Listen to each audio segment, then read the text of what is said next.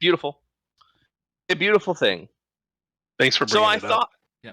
yeah, of course. I thought I would recap in a slightly different way. Rather than talking about what happened last time, I want to recap the current mission and sort of what is in front of you rather than what is behind you. Because this is one of those where, we're in Tribor and the giant attack happened and you defended the city. You were asked to focus on the giant problem, but then Theoris kind of said, we don't have any immediate leads right now. Take jobs around here, talk to people, kind of see how things play out. So, you guys are welcome to look at your map. I'm going to be referring to it. And if not, that's fine too. So, you guys started in Tribor, and you passed through Yarder, and you just finished your first little side quest delivering a wagon full of goods to Noanar's hold. While there, you had the sort of game we had last time where there's, the weird hunt people, and they turned out to be undead, and it's a whole deal. So the plan, as it stands, is to continue east along the Evermore Way and arrive in the city of Everland, which is probably about a Tribor-sized city, if a little more cosmopolitan. In Everland, sorry, give me a second, I got dog problems. Hey! Knock it off.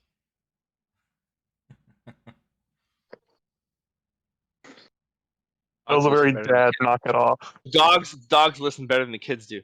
This is the thing.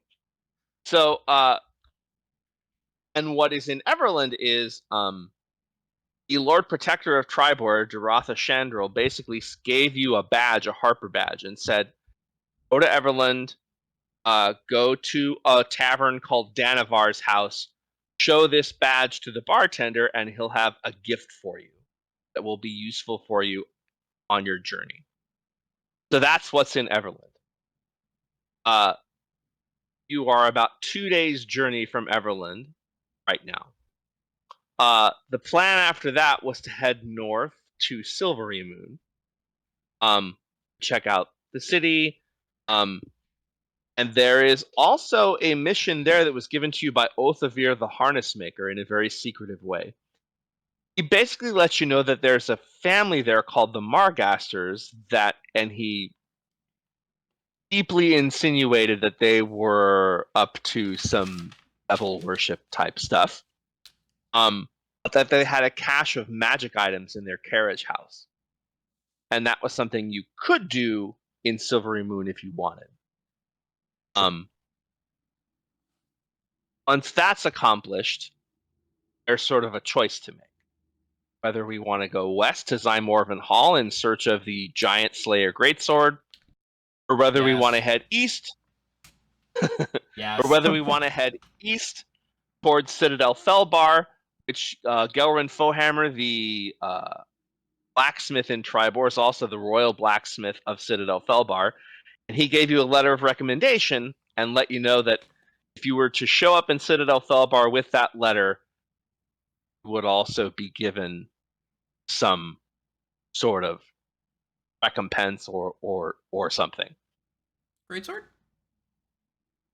So that's a lot of review. We also have the Weevil. The Weevil. The Weevil. Yes, you have the Weevil mission.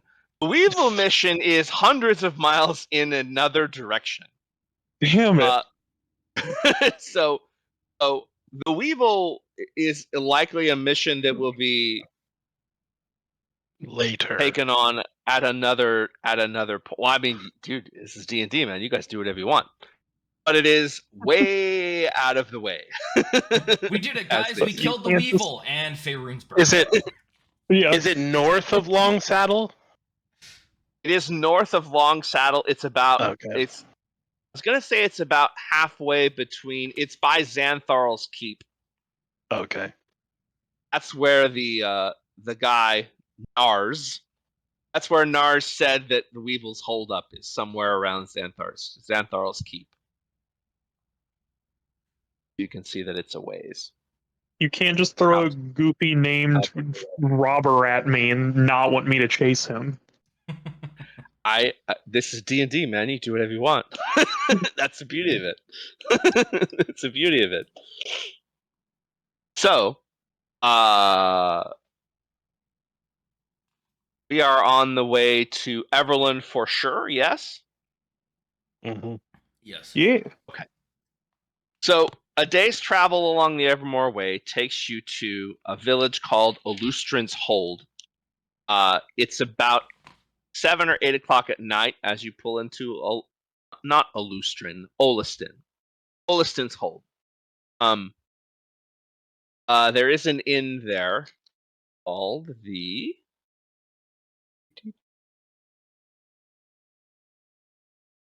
Headless Troll. And attached to the Headless Troll is a tavern known as the Flaming Flagon. So, are you interested in staying the night there, or will you be camping? What time did you say it was? I'm sorry. 7 or 8 it is o'clock night? at night. Okay. It was a long day. I don't know about the rest of you, but I could definitely use a fucking drink. Sure thing. Camping out's, maybe save that for another night when we don't have nice little place right in front of us. So, you pull into the Flaming Flagon, and this is a small village. There's a smithy, there's a caravan supplier. It's sort of like Noanar's Hold, except without the crazy backstory. It's a stop along the road from one place to another. So at the Flaming Flagon, there's a female bartender behind the counter, and she says, "What can I get for you boys?" Cider, if you have it. Well, I've got cider, I've got something dark, I've got ale, anything else anybody wants? Water and rumors, if you have any. And while you figure out the rumors, I'll take one of those ales. She hands and she says, "Well, I mean, you've heard about the giants." Oh, have we heard about the giants? We fought some of them. I did have to enter the building rather stupidly. So, she says, give me 1 second.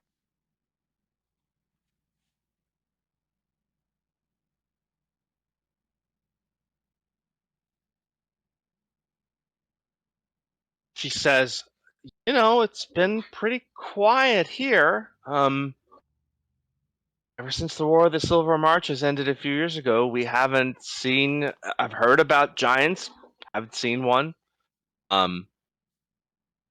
Sort of business as usual coming through here. And so while the caravan driver breaks down and we get a little news from the outside, but kind of is what it is.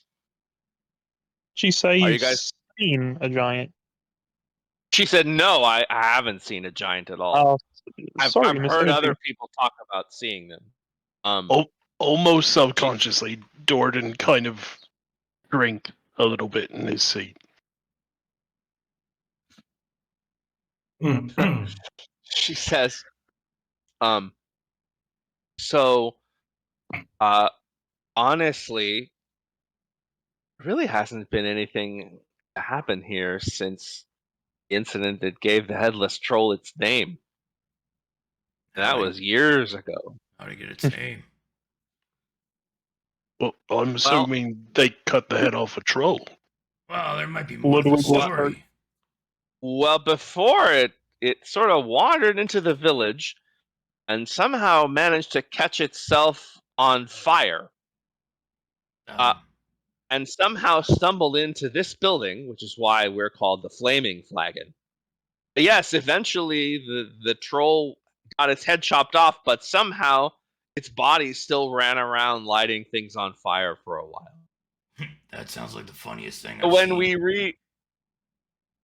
So when we rebuilt, we decided, pay a little homage. So you got the Headless Troll Inn, you got the Flaming Flagon Tavern, and you got a decent story to tell. Yeah, no shit. Ludwig would, after taking out his book and then touching the tattoo on his forehead and pulling the quill out of his forehead, he would write down everything that she just said, and then he would turn the book to her and hand over his forehead quill and say, "Would you mind signing a name under that?" She saw the forehead thing. She seems a little hesitant to take the quill, as though it's going to jump, and she says, "This is not going to jump into my forehead, is it?" Well, it would take a while, but I could probably hook that up. No, thank you, no, thank you. I'll just so my name goes here. Is that right? If you please. She writes her name. Her name is Valeria. She writes that Thank you. down.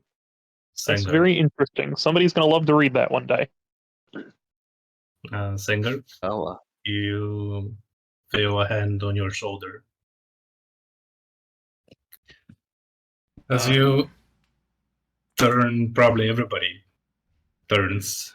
You guys see Elijah, the man of mysterious allure, his wavy, shoulder-length hair giving him a rugged yet carefully maintained appearance, with piercing green eyes that hold this captivating intensity. He gazes almost into your soul as he looks at you.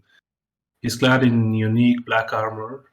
It looks lightweight and flexible, at the same time a little bit ethereal, and it exudes some enigmatic power kind of thing, and you see some chains wrapped around some vital areas, offering unconventional protection, something you've never seen before really, almost out of this world. And his stature is imposing, 6 feet 2 inches, and he is moderately muscular. And you see he has a sizable crossbow that rests on his back, a little hand crossbow, and pouches of herbs emitting a natural scent almost as he approaches you, maintaining a poker face for most of the time. And he says, "Senger, it's been far too long." Holy fuck, you're still alive. Elijah, how the fuck are ya?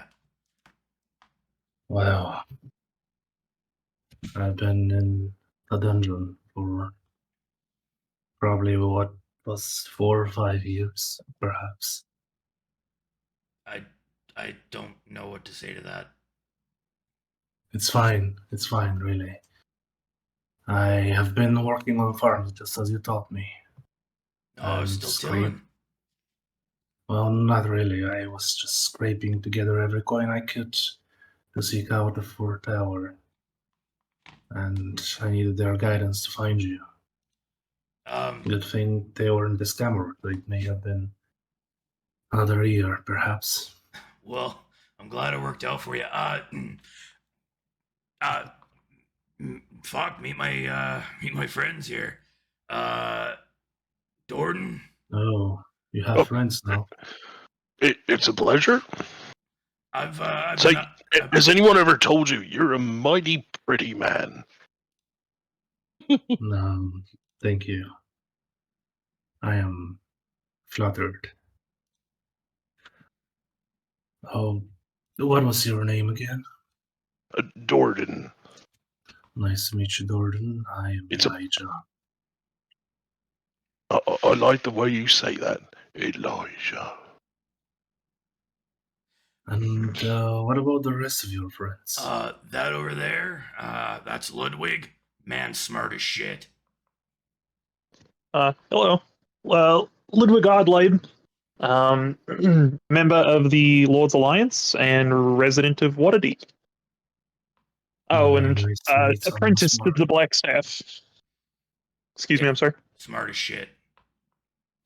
It's very nice to meet someone smart. I could definitely use some brain. Are you Phrasing. Are you taking a point? No, you know what? Fucking forget it. This guy over here, Puent. Nice to meet you. You must be tough if you're friends with Sengar. Not as tough as he is. But I can handle myself for the most part. Not when Dawnsguard are after me, but also the other time. Well, we'll find out soon enough if you stick around with this lot. What do you mean? Trouble Singer, are follows you these not guys. Singer, are you not into farming anymore? About that. Started a guild for adventurers. A guild. I'm gonna gesture to Dorden. Dorden here is one of the other heads. Then there's Galeris and Whistler, and he's just gonna kind of look down at the ground and just kind of mull his drink a little bit. There would have been one other, but you know, Yeah, you see a little confusion in Elijah's eyes and almost a recognizable emotion from him, as he doesn't seem to know what a guild is. yeah, sorry. A place where people converge and work together for a common goal, and it's structured. Not like the building, but like the people. That's a tough concept to understand, but I'll do my best. And do you guys go to different farms to gather some stuff, or We kill shit. no? Well, a little more nuanced than that. We're an adventuring guild. We seek out jobs and help the destitute and earn money doing it. What the smart one said. Hmm. Truly interesting. I've So- never been into that, but I guess there could be some benefits. Valeria would offer you a drink, Elijah, if you're interested. He will just nod and take it as kind of just being kind, but he will not be drinking. Very good. Oh, Ilaria, how much do we owe you for the drinks? Let's see. 3 silver. Huh, that's it. And I'll put a gold on the counter. The rest Oh is your boy, tip. thank you. Thanks so much. No, thank you for the story. Thank you for the rumors, and thank you for the kind service. Elijah's eyes open wide up. You can make that much. How much did you pay for your? How much you paid to find me? I've been saving up for the past 5 months to get 3 gold pieces. Yeah, that sounds about right. Doing the farming, and I'm gonna hand you 20 gold. Oh, no. It's no need for that. fine. You have no idea how much I have now.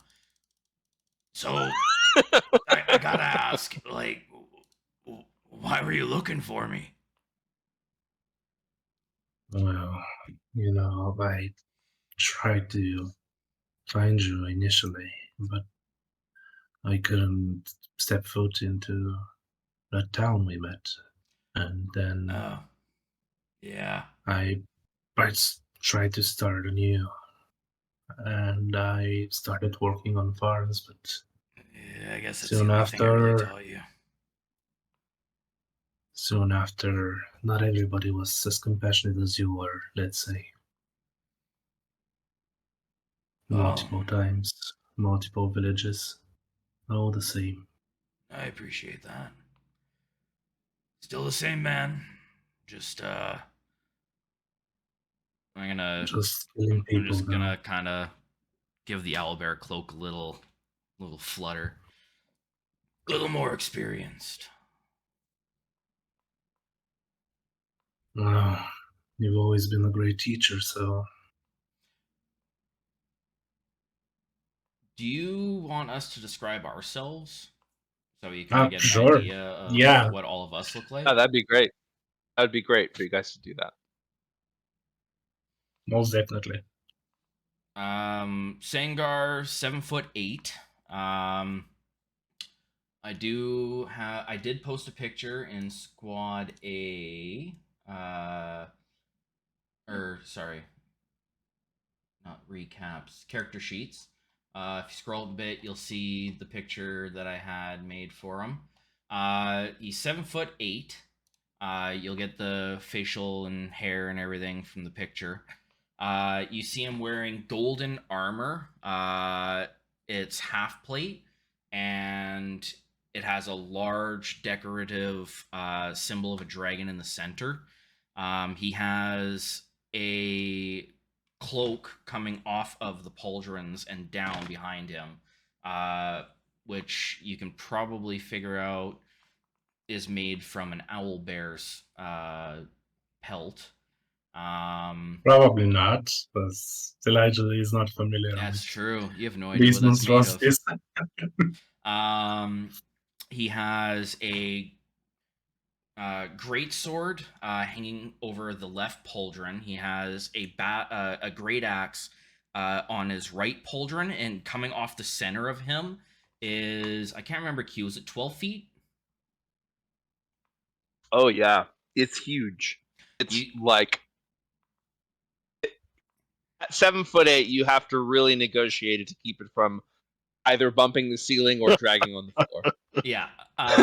Yeah. If you saw me enter the tavern, you basically saw Sangar just kind of like walking completely ducked on his knee, like almost on his knees, walking in, trying to get in.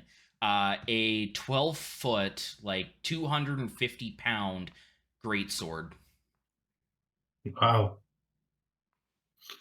Okay, and yeah, he was definitely staring at you all the time. Yeah. And that's Sangar. Okay. Dorden is, under the circumstances, a rather short, 7'2", and he is a Firbolg, with full plate armor and a shield, and there are a couple of weapons hanging from his kind of sword belt. He has a long sword and a brass mace that has sort of a sun motif on it. He also has a helmet that almost looks like it's woven from oak leaves, but they're metal. And he has kind of fine, downy mouse gray fur and an auburn beard, but it's like a chin strap beard, so it goes down, but there's no kind of mustache element. Okay. And Rock, paper, scissors. Ludwig, was it?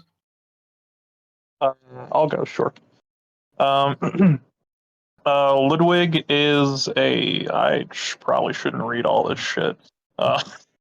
He's a younger man. He's like only 18, but he looks pretty young because he has like facial hair doesn't come very easily to him. He has a goatee that just barely makes it around the round of his chin, and a very light mustache that he grooms very excessively. He has light olive skin with blonde hair, brown eyes. His hair is kind of big and wavy, just above his shoulders. And he has a very prominent, like sharp nose with a scar over the bridge of it. The most prominent things about him, though, are his tattoos. He has white dude rapper tattoos. Around the crown of his forehead are like runic symbols, and in the very center of his forehead is the tip of a quill pen tattooed on his forehead that you saw he can pull off of his head and use as an actual quill. Then let's see. Possibly related, he has an open book tattoo across his neck. Where else are we? Across his left cheek is a word in Elvish. Do you speak Elvish? Don't think so. I probably don't. Okay. My languages are Giant, Common, and Abysso and Inferno. Okay, then there's a fancy word and some fancy cursive script on his face. Behind his right ear is a tattoo of the Waterdeep crest, and underneath his right eye is a cobweb from corner to corner. His left arm is filled with like doodles and words and small images of things. And then he has tattoos on his hands. One of them says "mom" and the other one says "dad." Amazing. Yes. On the mom side, there is a daisy on his pinky, and then on the dad's side, there is a butcher's cleaver on the other side. And then he wears like decently stylish clothing from Waterdeep and a black cloak kind of draped over his shoulders that he doesn't really wear, even though it has sleeves. And that's him. I don't know if I mentioned he's like 6'1", so he's pretty tall. Okay. And he's very skinny. And Right, that Puent. leaves us with Puent. So Quent is about 4'6". He has a massive beard. He has like 8 bearded strands coming off this massive bunch and a big handlebar mustache. His helmet would be off, so you would see kind of hanging from his side is a big winged helmet with 2 wings coming off of it, and one of them is broken. And he wears a white cloak with it's a fur cloak, and there's medallions coming around the outside, and they are depicting various dwarven gods. Okay. And he has like a military crew cut. All right. So a lot of weird stuff for Elijah, but overall, great. Okay.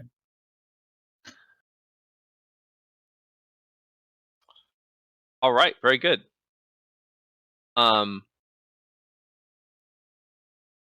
So Valeria comes up. Do you guys hang out for a couple of hours, and then Valeria comes up and says, "All right, guys, it's last call."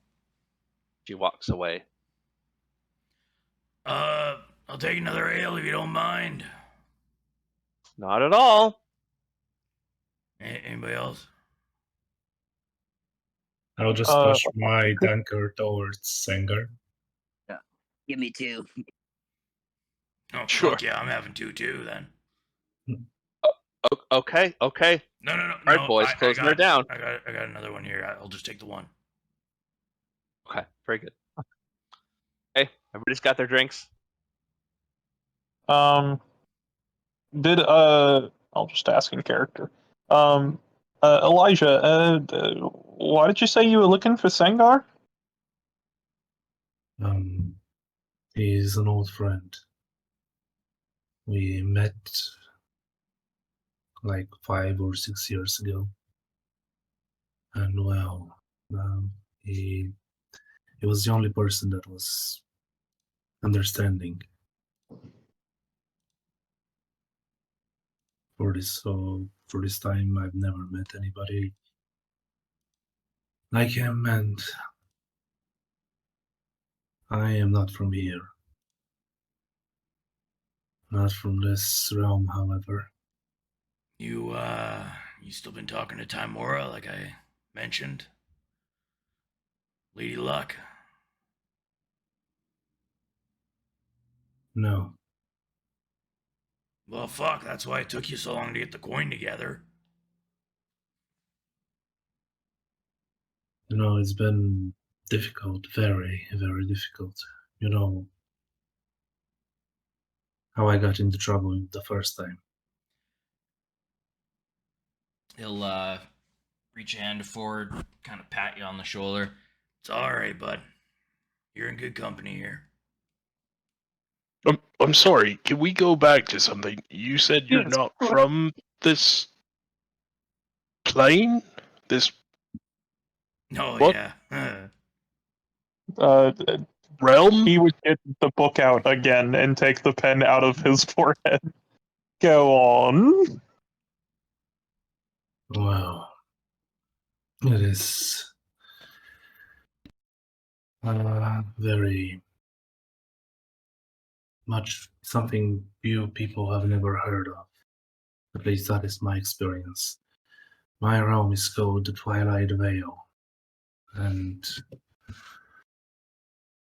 he looks at Sengar in a sense to almost expect some sort of sign, whether it's okay to share with these people. He'll catch your eyes and just give you a nod. Good people. Well, my family has been cursed, and my parents, they decided to leave this curse for me and the future generations. However, things did not turn out so well. They delved into some dark arts and tried to channel a lunar event, a celestial alignment, if you will, to perform this ritual.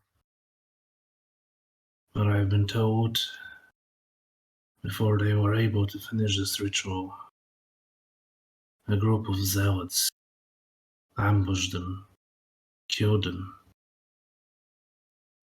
and so they became spirits bound to this lunar event that has unfolded. I did grow up in a monastery, and when I became of age, I took on a quest. For 10 years, me and my master, we have been searching for a way to bring rest to my parents. Unfortunately, we went over the whole land, but not a single writing on how to do that. So I decided to come here to this plane and perhaps seek knowledge on how to undo what has been unjustly done to my parents. And you ended up becoming a farmer. Oh, that's a whole different story. Yeah, that's my bad. He met me a long time ago. I wasn't even with the Dragon's Blessed at that time. That's hard to imagine a Sengar not murdering people. I don't murder people. It You're may be a right. poor choice of words. I Well, relinquish I life kind of- from those that have given it up, willingly through actions. Can you imagine him You- as a baby? I can't wrap my head around it. No, you- that's crazy. Thinking about the fact that you came out of something is crazy. It's actually funny because when I was 2, I could probably wrap up both arms around your head, Jordan. To be fair, when he first met me, he was going to beat me with a wooden stick. Yeah, Well, that's much more believable, I think. that was my weapon of choice back then. You'd be surprised what a 3-inch thick piece of timber can do to a man when he's trying to steal a cow. Anyways, yeah, so I've known Elijah since I was farming back home in Beliard. Um, Elijah, that was an interesting story. Do you have any idea how what your plan is to help free your parents? Do you have some kind of goal?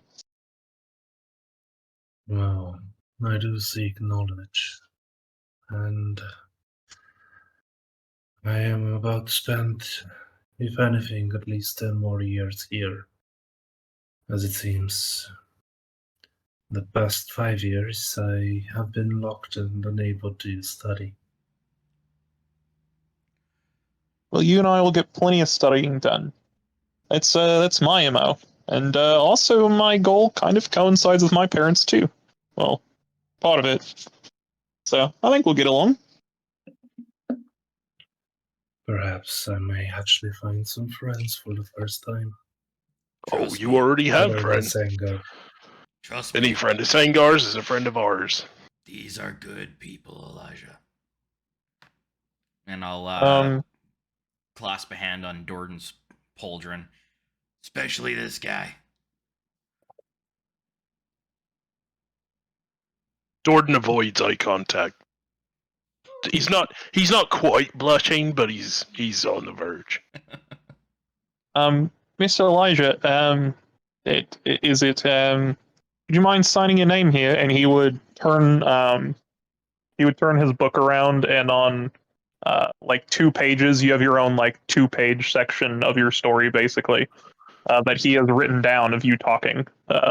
Would you mind signing your name at the bottom there? He will look cautiously again towards Sengar. He'll give a nod. You're good. If you don't want this published, it's okay. I don't mind erasing it. I just think a lot of people would find this interesting. Fuck, you're publishing this? This whole book I'm publishing eventually, yes. Oh, we're gonna be famous. Yeah, no shit. How many sections you got in there the badass should have done? He'd look nervous about that in particular. Well, it's not exactly about how badass we are. It's about how badass the world we live in is. Oh.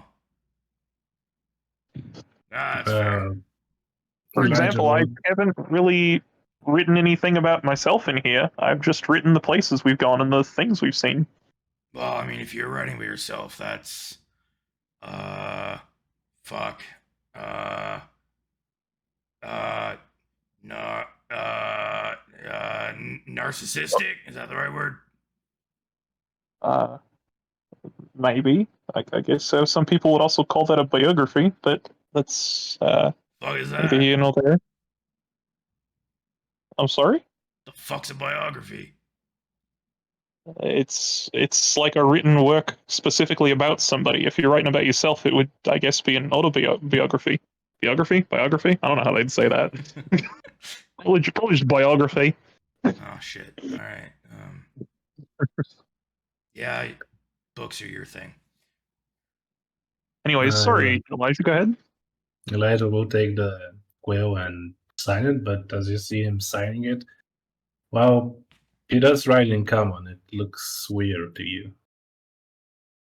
Since, How so? there are a few twists to it, it's still readable. Okay. Very interesting. Very interesting. He's do you mind? And he'd hold his hand out to take the quill back. He's going to stare at you for a while and then drop it into your hand. Thank you. And he would take the book back, and you can see in very small lettering next to your signature, he would write out. Did you write out your whole name?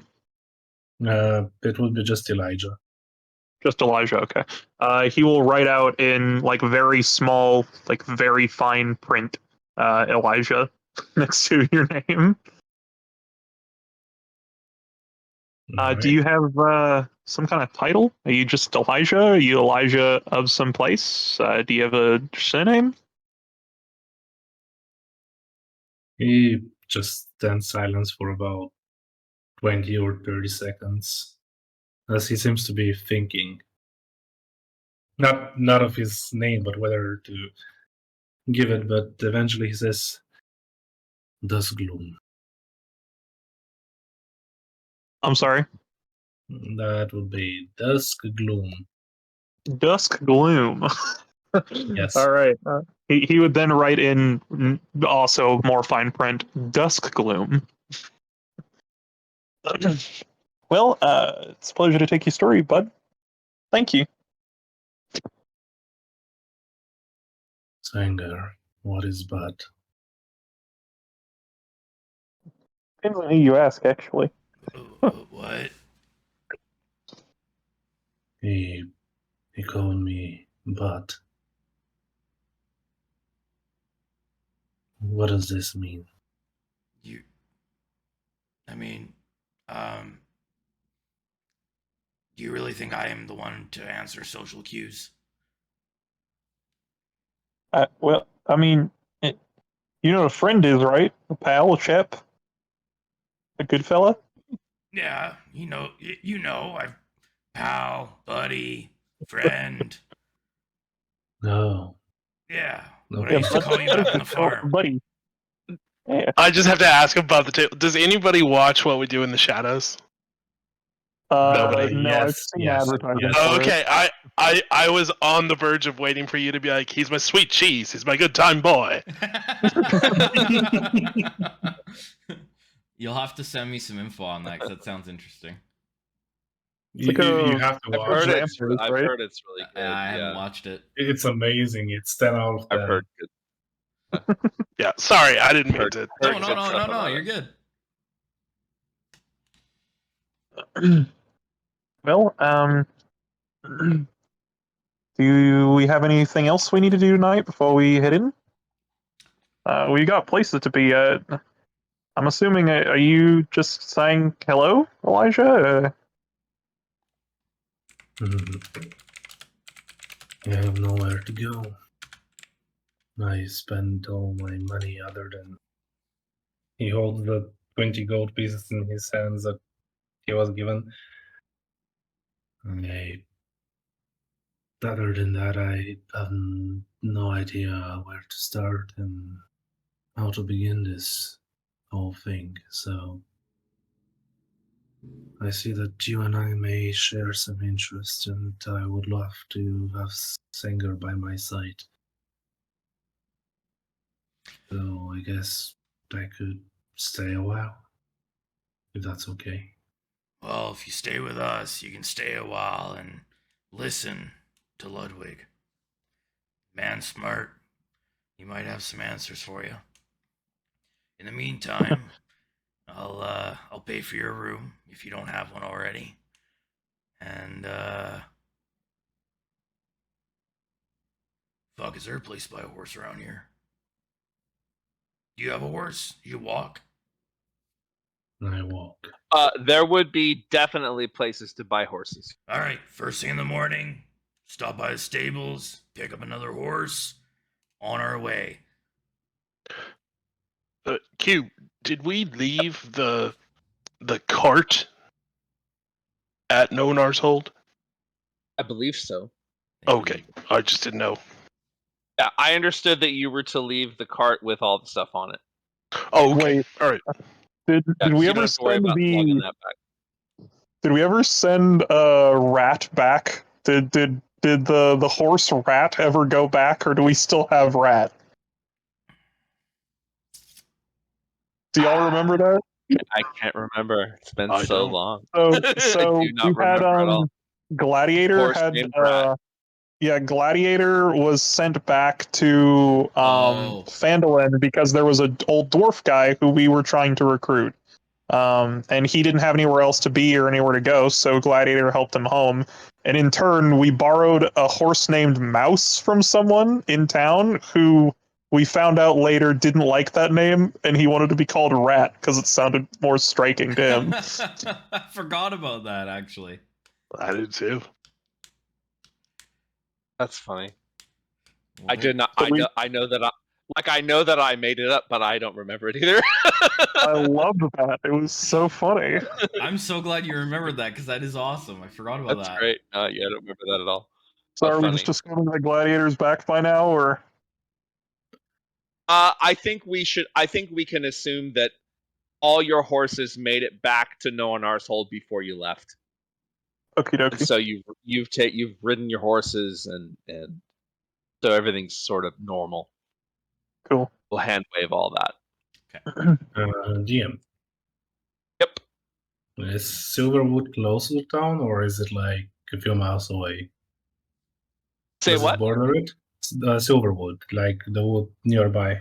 Oh yeah, no, the Silverwood, I want to say, is either right there or maybe you're not quite there yet. The hold is just bordering the southern edge of the Silverwood. Okay, so So it would then be like probably like, a meadow, maybe 50, maybe 100 feet worth of meadow, and then the first trees of the woods begin. okay, so I will look at Sengar and say, do you? I'll just go take some breath, You're and gonna I'll be what? right back. You want I'm just company going to- or?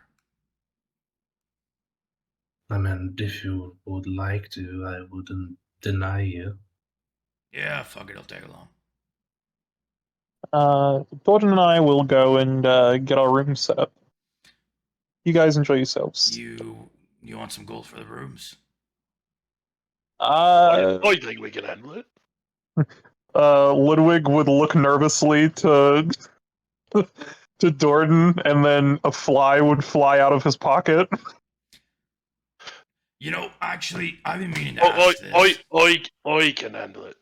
We're fine. No, I know, Look at but you, Gordon. I've been meaning to ask you this, Ludwig. I've been seeing you spending a lot of gold on, different things that don't make any fucking sense to me. How does your magic shit work exactly?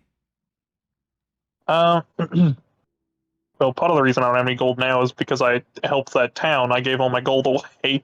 But I mean, essentially the way. Well, actually, I don't know how the fuck am I going to explain that. Do I explain it based off of my rules? I don't know the rules in this game.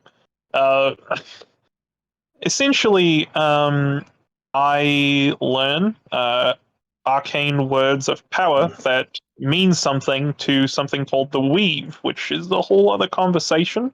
Basically, Yeah, you lost me there. words have a lot of power and meaning, and if you learn the right words and imbue them into the right symbols, they can do funny magic things. Essentially, in layman's terms, funny magic things. So does that, like, do you have to use supplies to do that? Yes. Conveniently enough, I have to have less supplies for it. That has to do with the way I was taught, and, well, just partially me. But, yes, I spend a lot of money doing that. You need supplies both to conjure the things sometimes, because sometimes they require unique elements that have the weave flowing through them. And sometimes it's just material cost, Oh, Paper's expensive. so Didn't- you need gold to do the badass cool shit you do. More or less. He's going to pull out a separate like he's got a small bag in his backpack and he's gonna lean down, open the backpack, pull it out, and he's gonna put it on the table. That's yours. And I'm just gonna follow Elijah.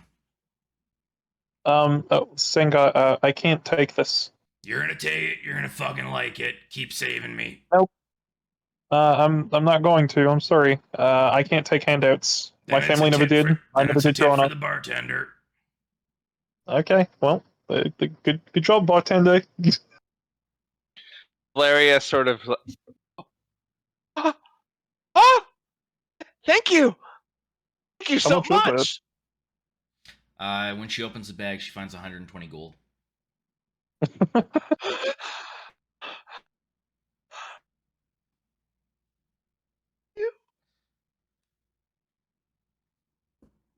Gee, lady, what are you gonna do with the money? I don't even have any plans for this much money. I'll think of something. Stripper You should poles. invest in Apple. Just remember that. Invest in Apple. And then he'd walk towards the inn. Apples. Best in Apple. We're gonna come back here and there's just gonna be fucking massive swaths of apple orchards. It's gonna be all. Yeah, it's gonna be All all. the and it's cider I can drink. Yes. either that or all genius bars. Like the Ludwig trolling arc where I just invent Halloween and then That's awesome. I was gonna say, doesn't Ludwig have 120 gold from the amount that we got from the hunting lodge last time? No, because remember, I gave it to the barkeep to help set up a guard for town. Oh, all right.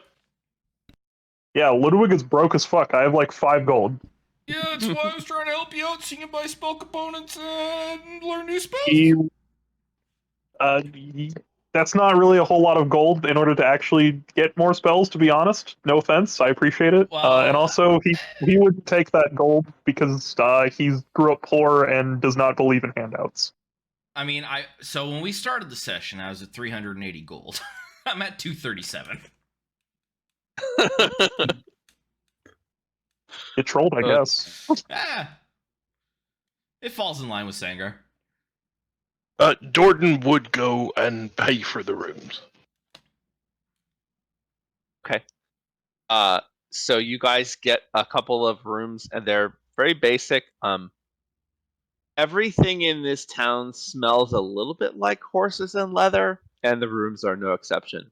My kind of Not super unpleasant, but it is very noticeable. Can I hold Did we my ever- breath? Sorry, go ahead. Yeah, can I hold my breath? You can try for a I while. I don't need to breathe. Then Yeah. you can. So then you can hold your breath, and you just make your chest rise and fall, or make your stomach distend a little to make it look like you're breathing. Can I roll perception Ben. on that? Well, Sure. you know that he doesn't need to breathe. I know, that's why I want to roll perception. Go ahead. That is 13 plus 4.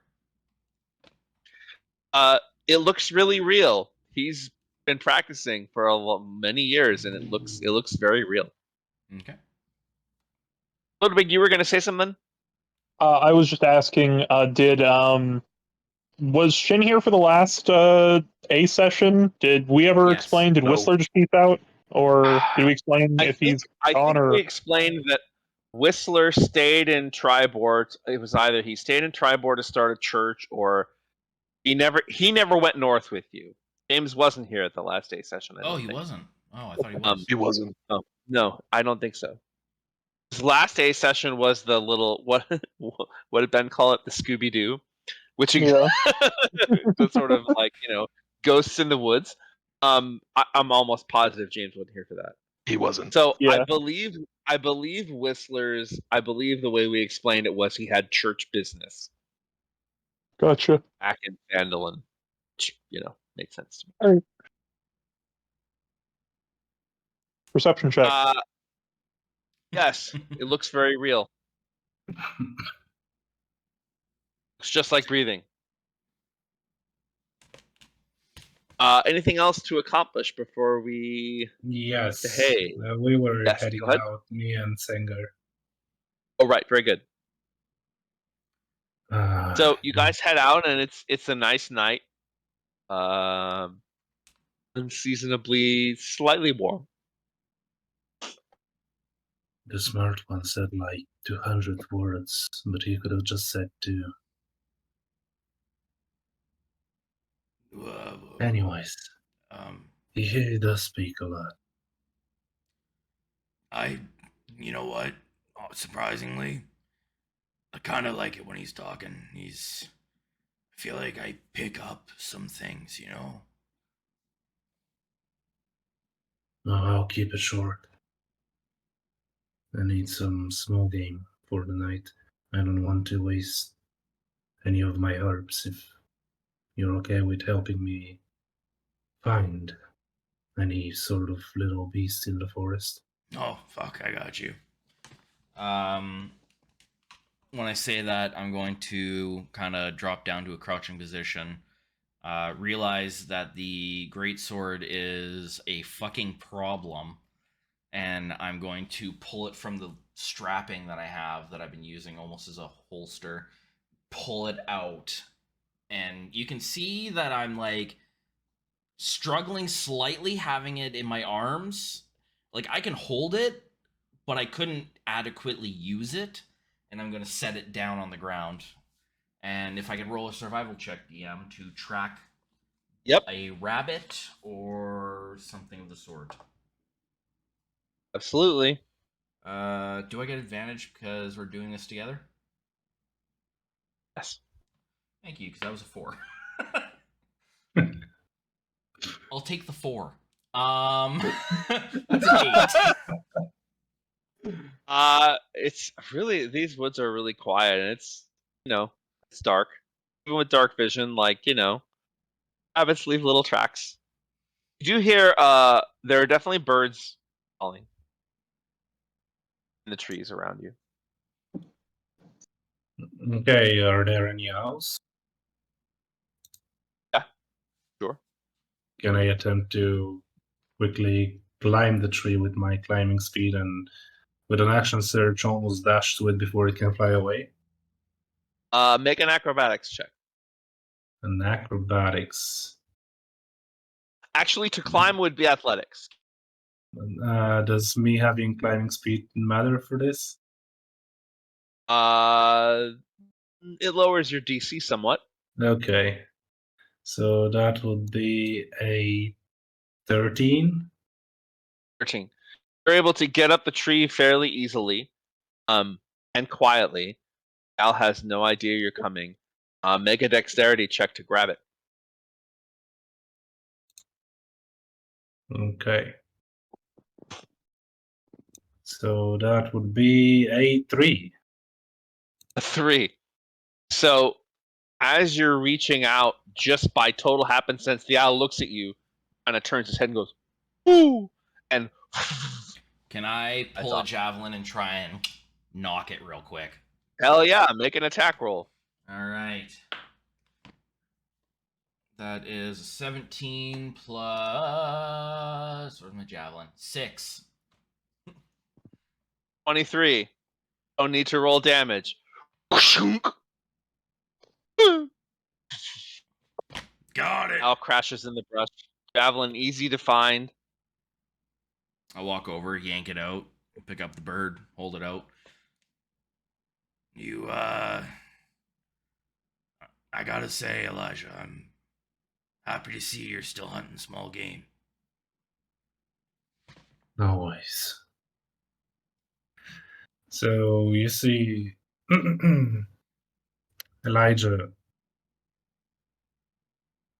kind of just holding in his hunger and then unleashes at it. You see him deprived of substance, and his carving for blood becomes overwhelming, and his predatory instincts take hold. And he just has this blackness fill his eyes again, like when you first met him. Sharp fangs protrude from his mouth as he takes a huge bite out of this owl and almost decapitates it with the initial bite and starts sucking on it. Yep, that's yours. After like 3 minutes, perhaps, he'll be done. He actually now has handkerchiefs and he'll pull one to make sure that he doesn't have any blood on his face. Yeah, here. There you go. Yeah. Oh, little on the right side of your chin there. You just brushed No, off. no. Other side. You're right. Okay. Very good. All right, let's get some fucking sleep. All right, so you guys go back to the rooms. But he gets plenty of rest, and you wake up and in somewhat of a cheerful mood. A, because you're going to reach a city of some size for the first time in several days, and B, it's actually slightly less than a day's ride. So you'll probably arrive there right around 3 p.m. or so if you leave early. Beautiful. I Gives you a little will. bit of time in the city. I will mention to Elijah. I know, like, away from everybody else. I know you get peckish, but whatever you do, do not try and eat my horse. He will fucking kill you. I wouldn't think You look at the so. horse, and his horse has just his eyes are just absolutely bloodshot red, and his eyes kind of roll towards you. And he's Ju- also wearing dragon scale armor. And there's that too. Okay. So funny. I thought Gladiator So- wasn't with us. Am I wrong? We just No, hand waved them. I was talking about Oh, earlier. I'm sorry. Okay, sorry. Yes. It would be perfectly logical for Gladiator to not be with us, but for the sake of simplicity, you guys all have your horses and everything's all normal. Don't forget the so you guys- furball on the moose. Oh right, yes, right, absolutely. Aracor is there. So you guys are riding. It's a nice ride. For the first time in a while, the Evermores have been present on your left for the whole time. This path kind of takes you north in through, and you have the Silver Woods on your left side and the High Forest on your right. And eventually, as you start to get near the Ralvin River, you see the small city of Everland before you.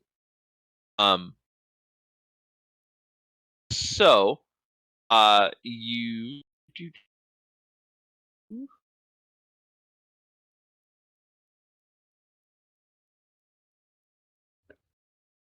Everland.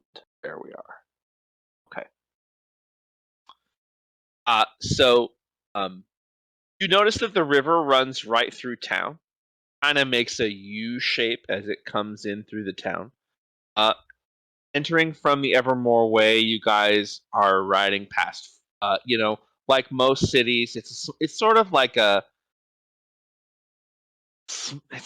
too big to be a town, but maybe a little small for a city. You do pass a bunch of farms on your way in. Eventually, you reach a wall with a gate that you have to come through. They give you just the most cursory glance. People on horses are to be expected here. One thing you notice as you start to ride into town, you're headed towards the river, and you're headed towards a big bridge with two statues of knights outside it. The lanes are very wide, big wide streets. This is a place that caravans routinely are coming into and out of. You see a bunch of wagons. It's mostly residential until you get to the night bridge. There you do have some guards sort of very quickly ask you, what's your business in Everland? We come with charge from the Lord Commander of Tribor. Tribor. Very good. Welcome to Everland. You guys ride into. Question for you, Mr. Guard, What? before the DM moves forward.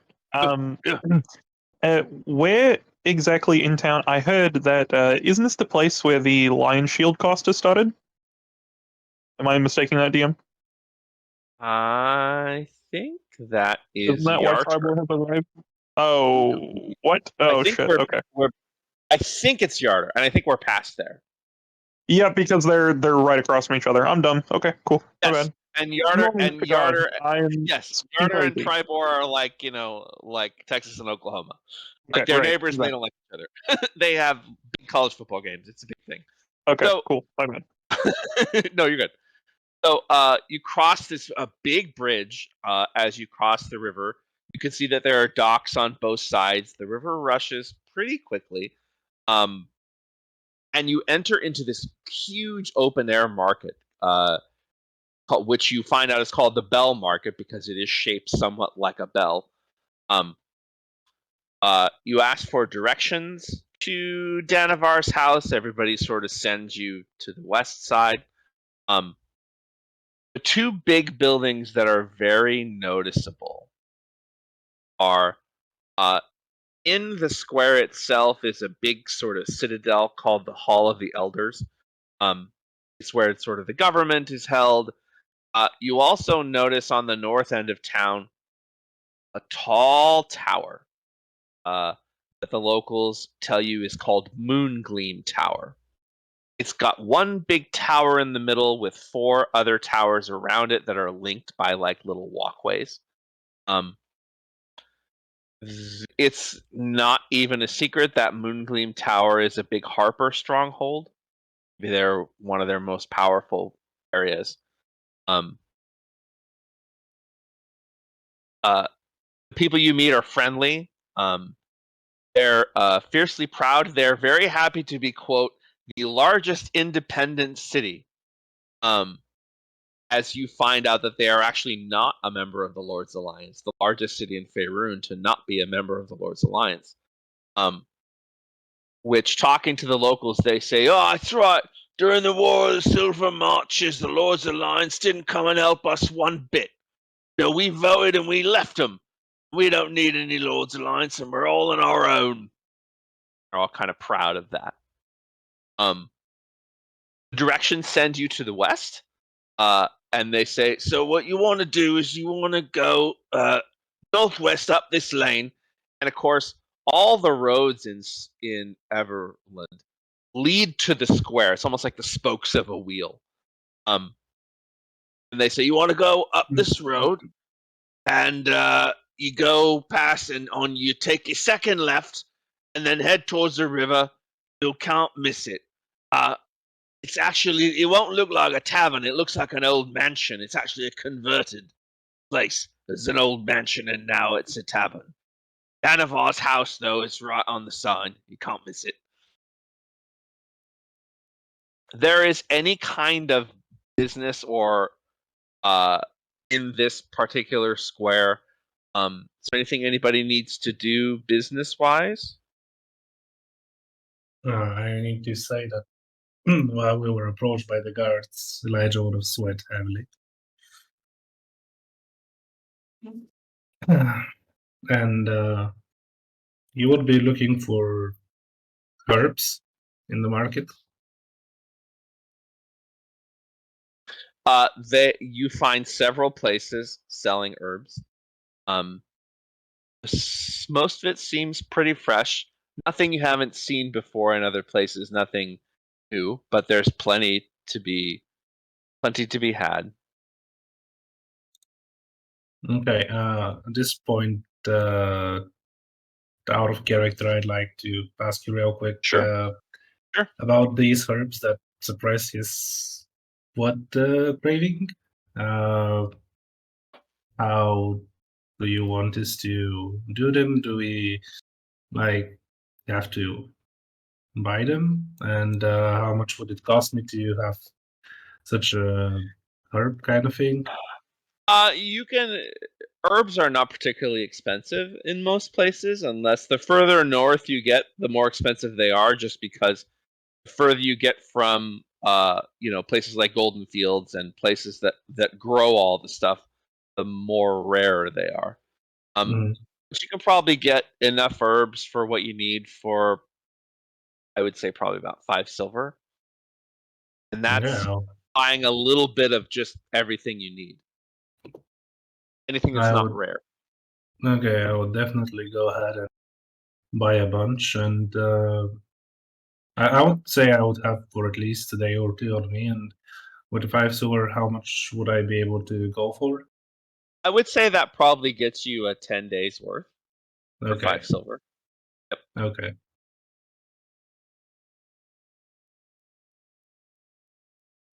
Anyone Did you else have any say what shopping needs? Did you say what these herbs are for? I didn't hear.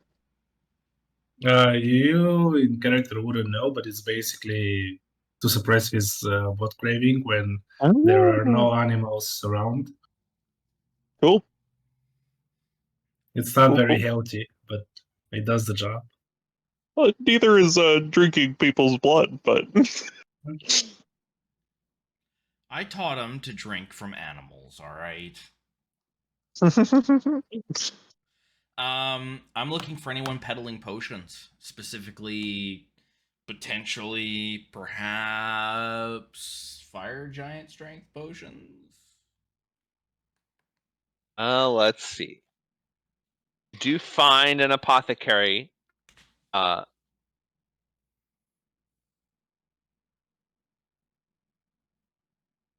you assume that I'm moving all the time with Sengar because of insecurities and seeing guards around here? Sure. Let's see. Oh, that's not the way to do that.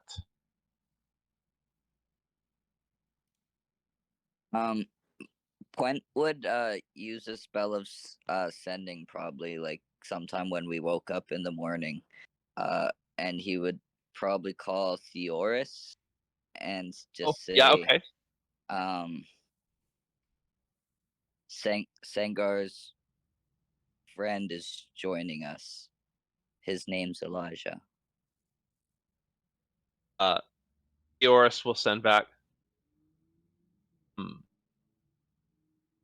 Well, I don't know any Elijah, but I trust Sengars' instincts. Keep an eye on him, but we need all the help we can get. Quent just says, copy that. So the most interesting potion you find is actually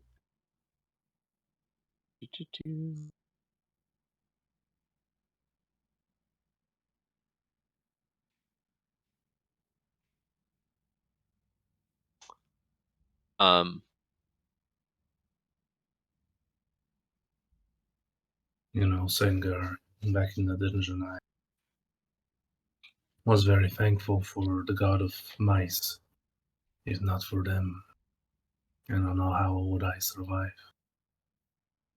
Did, did you just say the god of mice? Oh, they must have a deity, no? Oh shit, do they? They probably do. Fuck. But anyways, Do animals have? maybe we can ask your smart friend.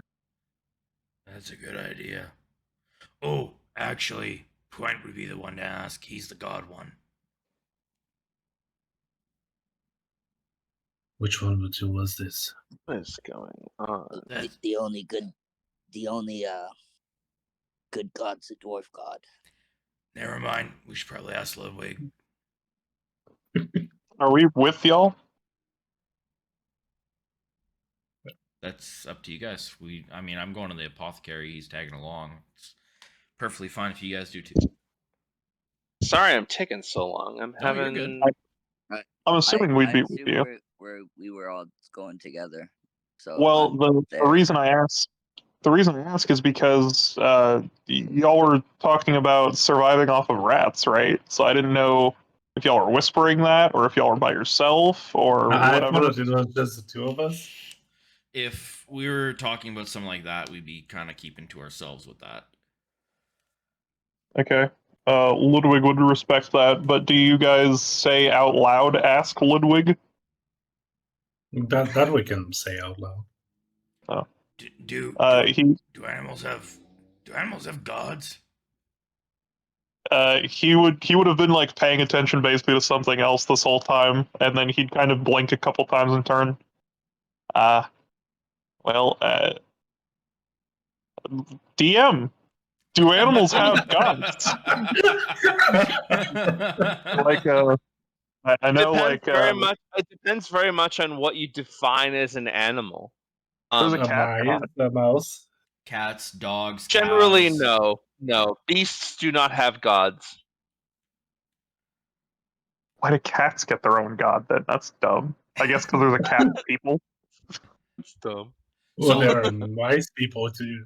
Um, well, that kind of depends because, well, for example, there is, from what I understand, a cat god, but I think the only reason we know that it's worshipped is because there's cat people. So, I mean, maybe if there's a corresponding the people along with said animals, maybe so. Oh, God. you mean tabaxis? Yeah, that's the ones. Met a tabaxi once. He was kind of a dick. So Can't say I know any. there are all kinds of healing potions at the apothecary. You definitely do not find a potion of giant strength. That seems like something that's a bit rare.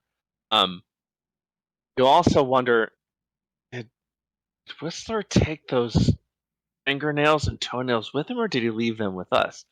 It reminds you need to jump through the bag of holding.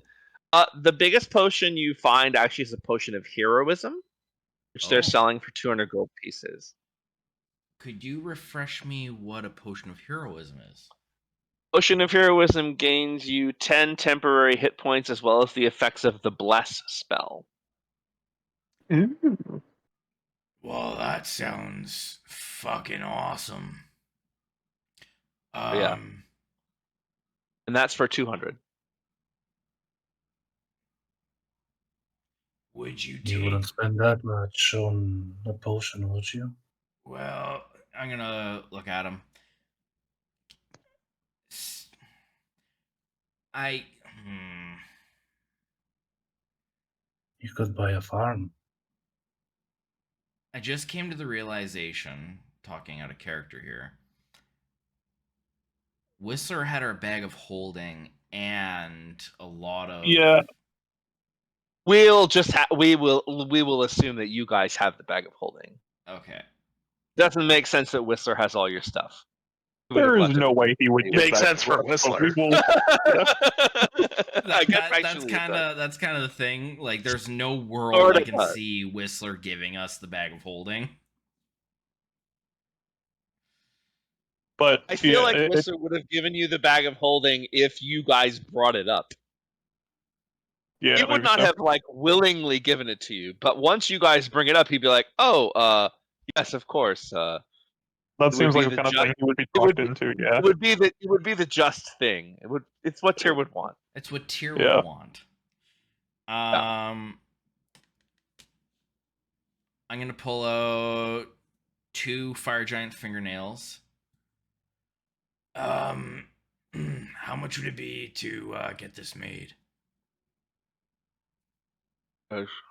Well, I got most of the components.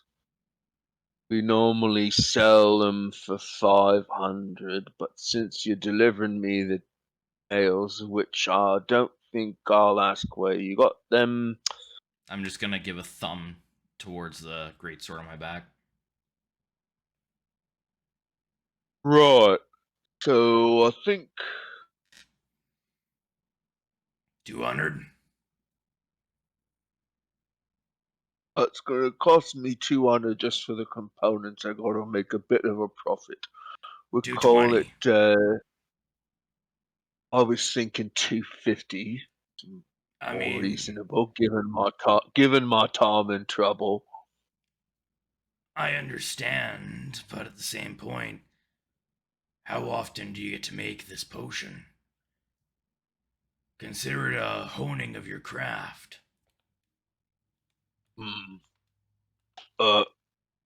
Well, You may consider honing my craft, but I consider it work. And I'd like to get paid for work, please. About 240. How about 237? That's all I have in my pocket. 237. And It's a deal. Oh, what? Sorry, I said it's a deal before you said and. I jumped the gun a bit, did I? yeah, it's all good. I'll give you 2 more.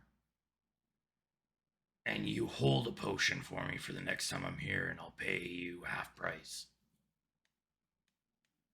What potion do you want me to hold for you? I'll give him 2 more fingernails. Oh.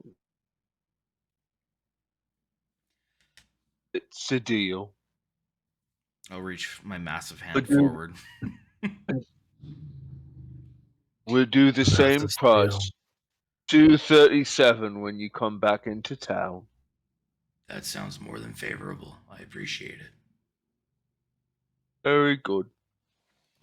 I shall have this ready for you by tomorrow morning. It might be 4 or 5 days before I'm back. I'll have the one ready for you.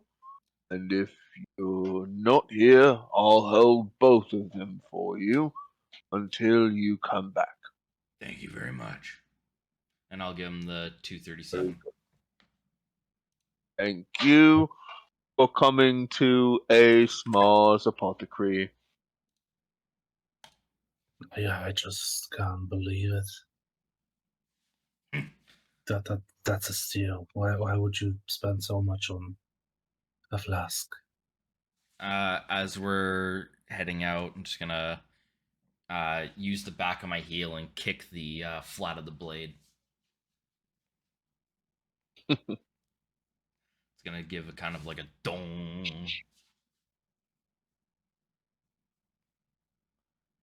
Very good. Anyone else have needs in the marketplace? But I No, but Puent is gonna give Sengar 20 gold, seeing as he knows he's broke. What is this for? You're broke, no? I still got 9 silver. I'm just gonna smirk and hand you the gold. It'll cost a lot more than that. Oh fuck, you're right. Actually, I'll take it and I'll give him like kind of like a friendly like pat on the cheek, but I'll kind of like hold it there slightly and give his head a slight jostle. You're a good man, Puent. Try not to spend it in one place, eh? Now we're getting drunk at some point. All right. So, heading to the place, Anavar's house. No, damn, what time is it? It is probably, by this point, it's probably about 5 or 5:30 p.m. Okay, I guess Elijah would pull out the ration and try to eat it without getting disgusted, just so he can act human around his new friends. Okay, very good. Make a performance check. All right. Performance. Where is that? There we go. That would be a 13. 13. Yeah. Convincing enough. The ration you're eating does not. You do not make it look delicious. But but all these guys would have had rations that were not delicious, so no surprises there. Okay, good enough. So you guys head down, and the directions were perfect. You head down, and the boulevards again. They're all nice and wide. Nice wide roads. You take the second left, head down towards the water, and sure enough, there's a big mansion there. It says Danavar's house right on the outside. The instructions that Doratha gave you were, she said to go in, find the bartender, whose name is Drawl. Find Drawl and show him the Harper badge that she gave you. And he would have your gift waiting for you.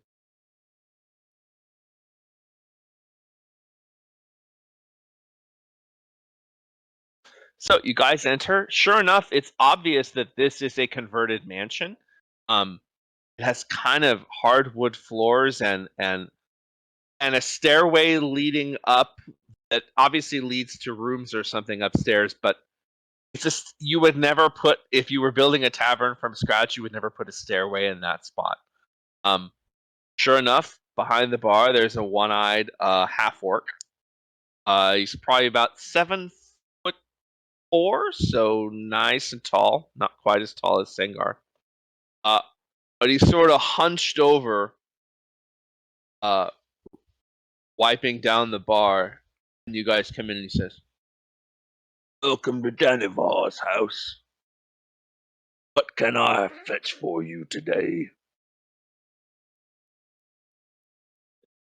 That's what we'd like to know. And whoever's got the badge.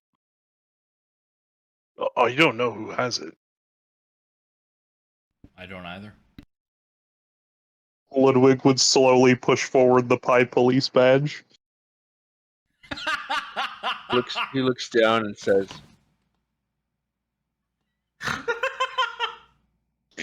Sorry, Well, that's a reference. "I'm not sure what I'm to do with this."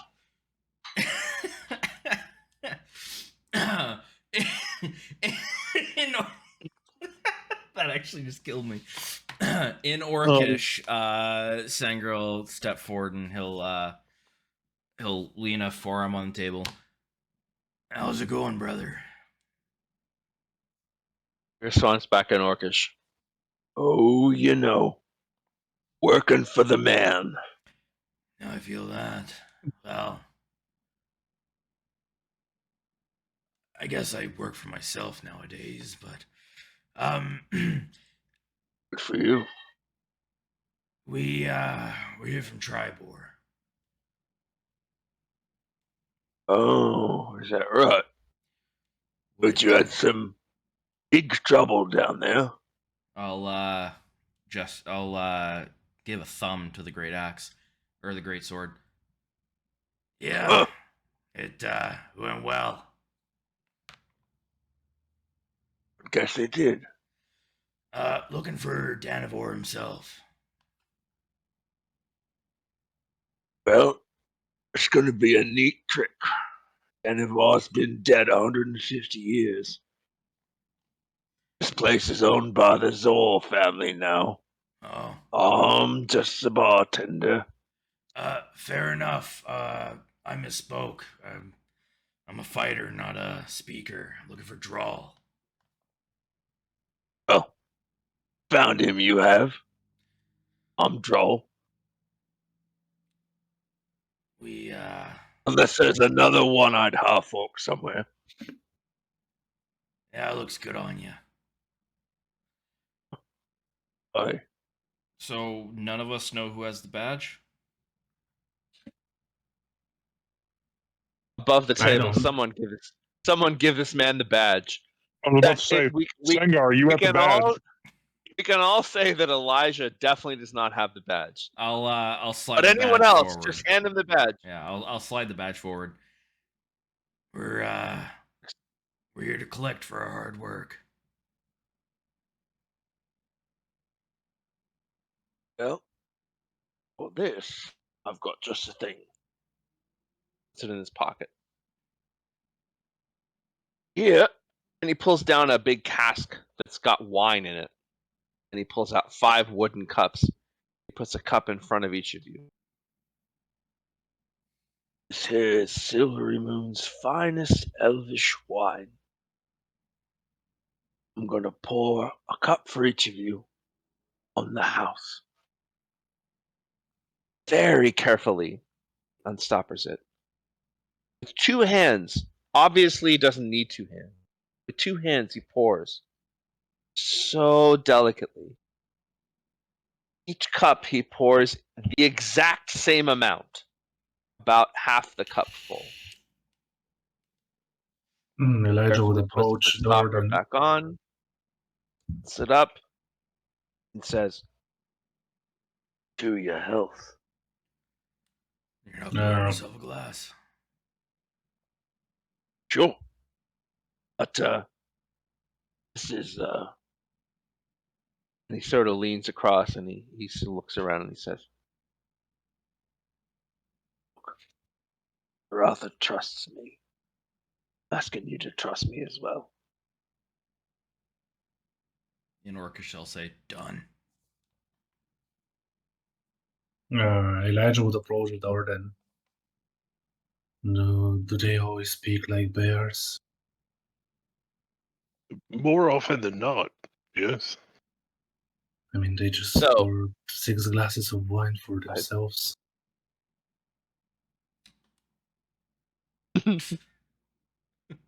So, Sengar, do you take a drink of the wine? I'll, in common, say, gentlemen, this is our reward. Or And I'll more. lift a glass and gesture it to everyone. What I is it? didn't do anything. Drawl, you're probably gonna explain it better than I can. Well, magic wine. Okay. Quint is gonna step forward and grab a glass upon hearing magic wine. It will take you someplace.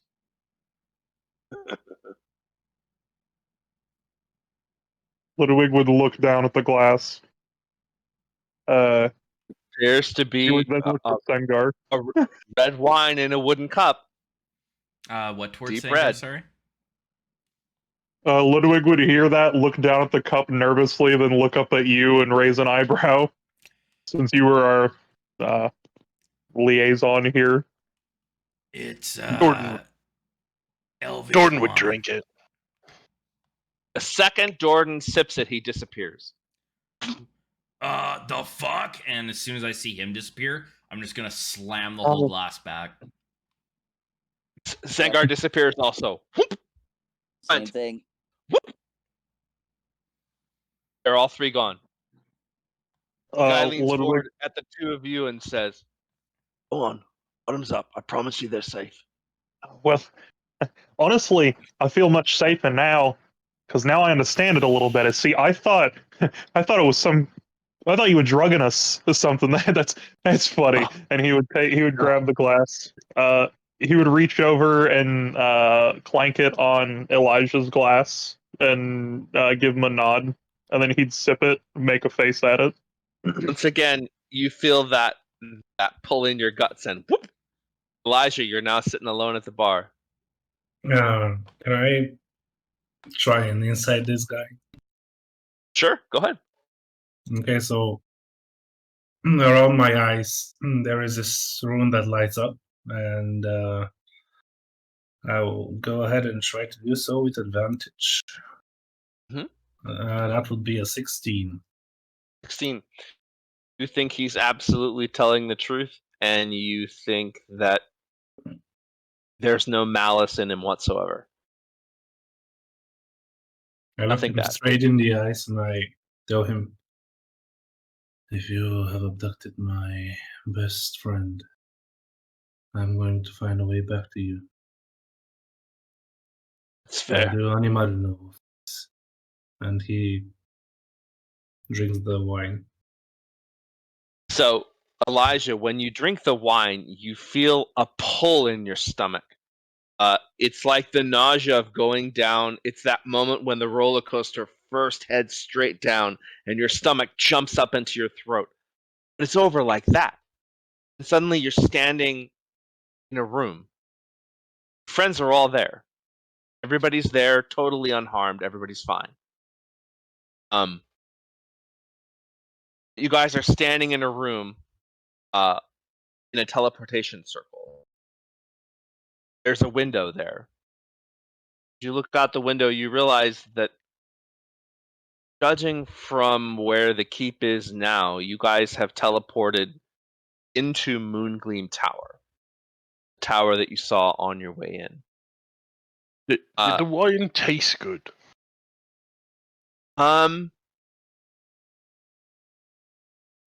Is Jordan a wine person? No, not at all. And no, it does not taste good. It tasted strong. Luckily, you didn't have to, you only drank however much of it you think, because all it has to do is touch your lips and off you go. Maybe that's why he does. I should have done this. That's why he does wooden cups, because as soon as you disappear, the cup bangs on the bar, and then he doesn't want to break glasses. So I have a question. Well, next time. I have a question. Sure. Since I tossed the entirety of the cup into my gullet, did I teleport forcefully? It's remind me if Squad A's teleported before, right? I can't remember. Yes, we have. Yeah. Okay. To You Baldur's have. Gate. Yes, to Baldur's Gate. Absolutely right. Yes. And from Baldur's Gate to Candlekeep. So yes, okay. No, not to Candlekeep, because you can't teleport there. I remember. Okay. You feel like you teleported exactly the same amount, but maybe drinking this gave you do feel it is elven wine. You do feel the slightest bit of a buzz going, which, given Sengars' tolerance, buzz from one glass of wine is not bad. Not bad at all. That's a different approach than what I was thinking. I was thinking you're gonna have me glitch, and I'm like, no.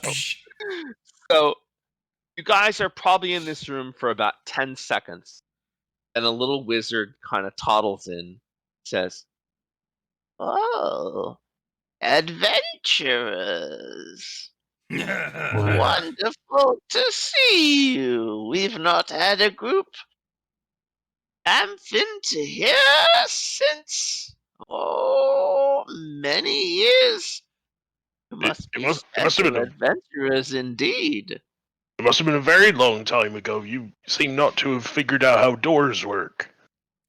Look how small he is. He really is small. This is a guy who, when he's probably he's well under 5 foot now, as he's hunched over. At the tallest, he wasn't much more than that. And he says, "I am Crowan Valharrow, and I am the Archmage of Moongleam. It is Is this the gentleman I have heard of? pleasant to meet you." Yes, have. He's There probably are- a name on my arm. Probably less than 50 archmages in all of Faerun, and he's one of them. And you would know at least the name of each one. And also, he's also,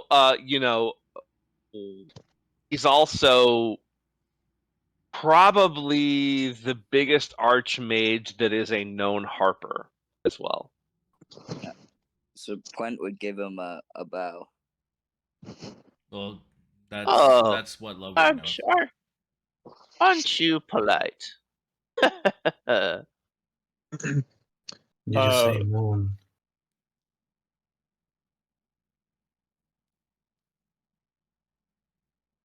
So, I'm sorry. I was asking if this archmage said moon. yes, he's the Archmage of Moongleam Tower is the name of the place that you're in.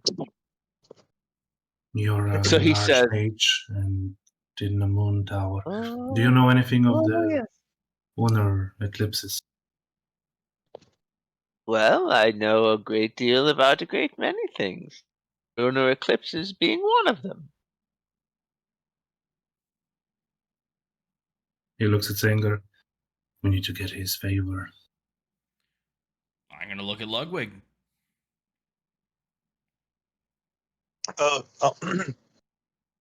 Well, it's amazing to meet you, sir. My name is Ludwig Ardlabe, liaison of the Lord's Alliance, and also I'm an apprentice of Blackstaff in Waterdeep. You, Oh, the Black Staff. Well, you must be a potentially powerful wizard indeed to be studying there. oh, I, I do my best. I'd like I to think once so, at least.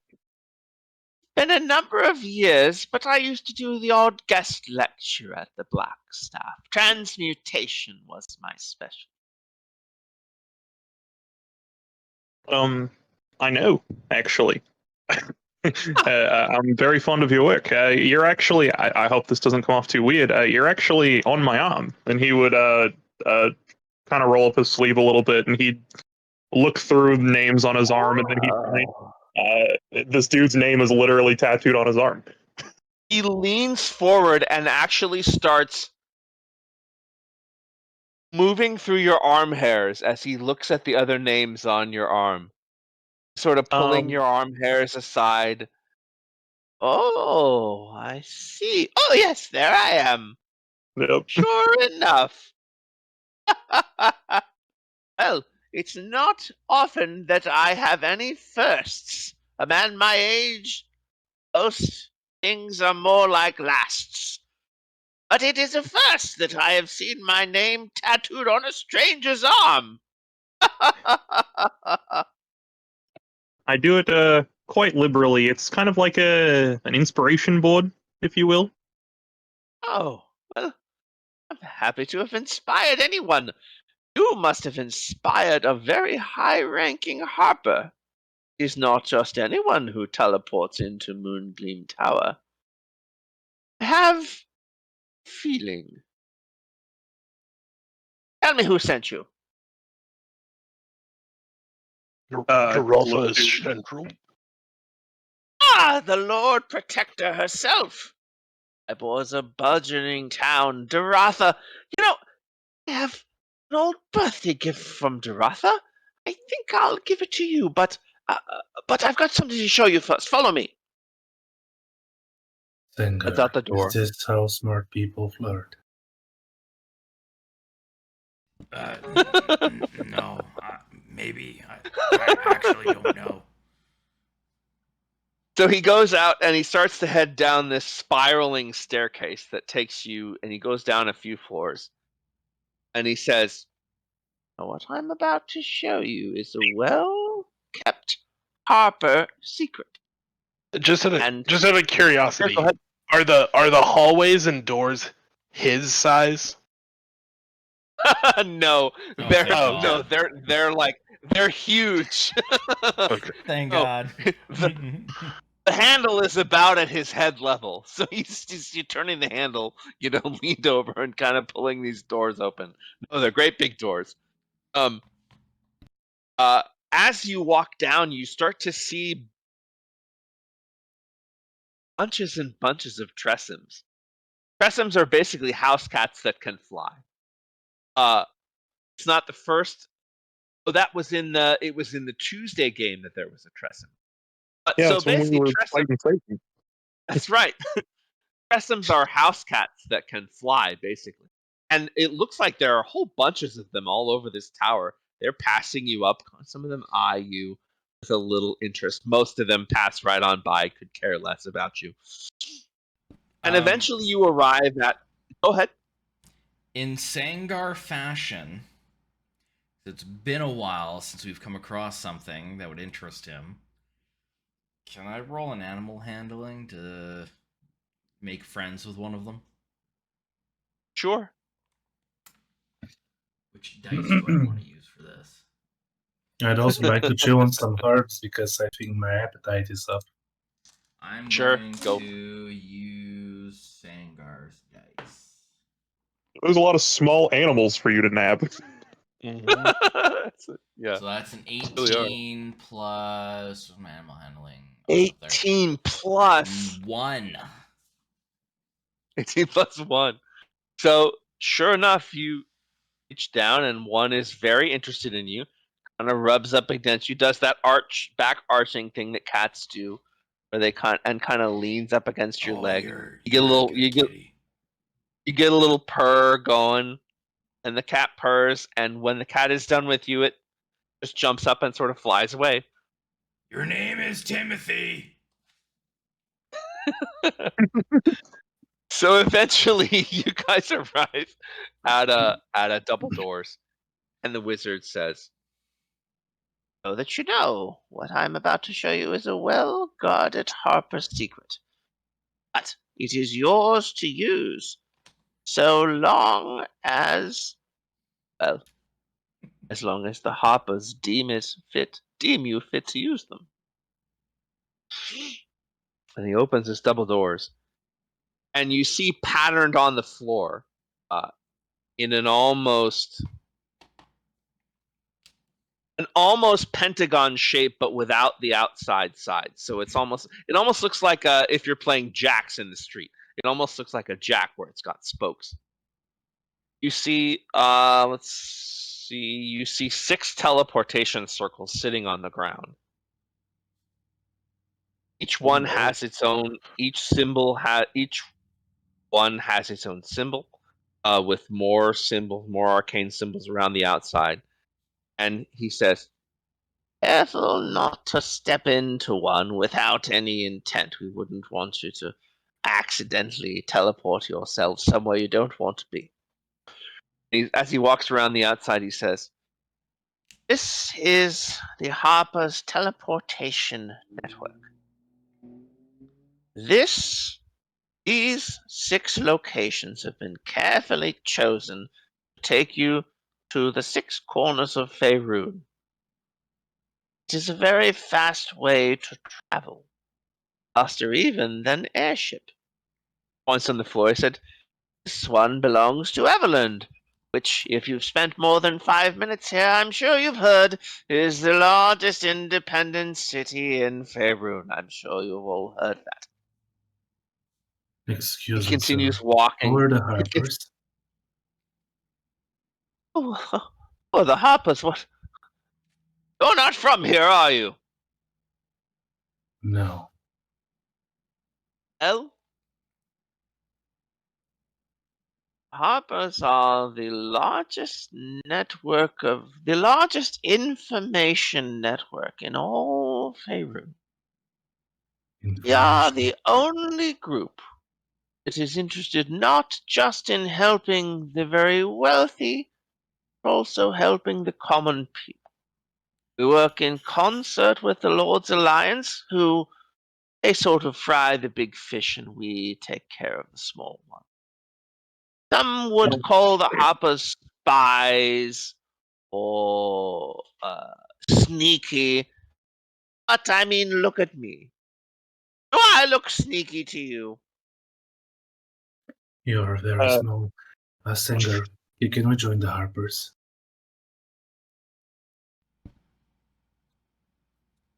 He Sorry. kind of takes a look at Sengar and he says, "I have a feeling your friend is more Order of the Gauntlet material." You'd be quite right.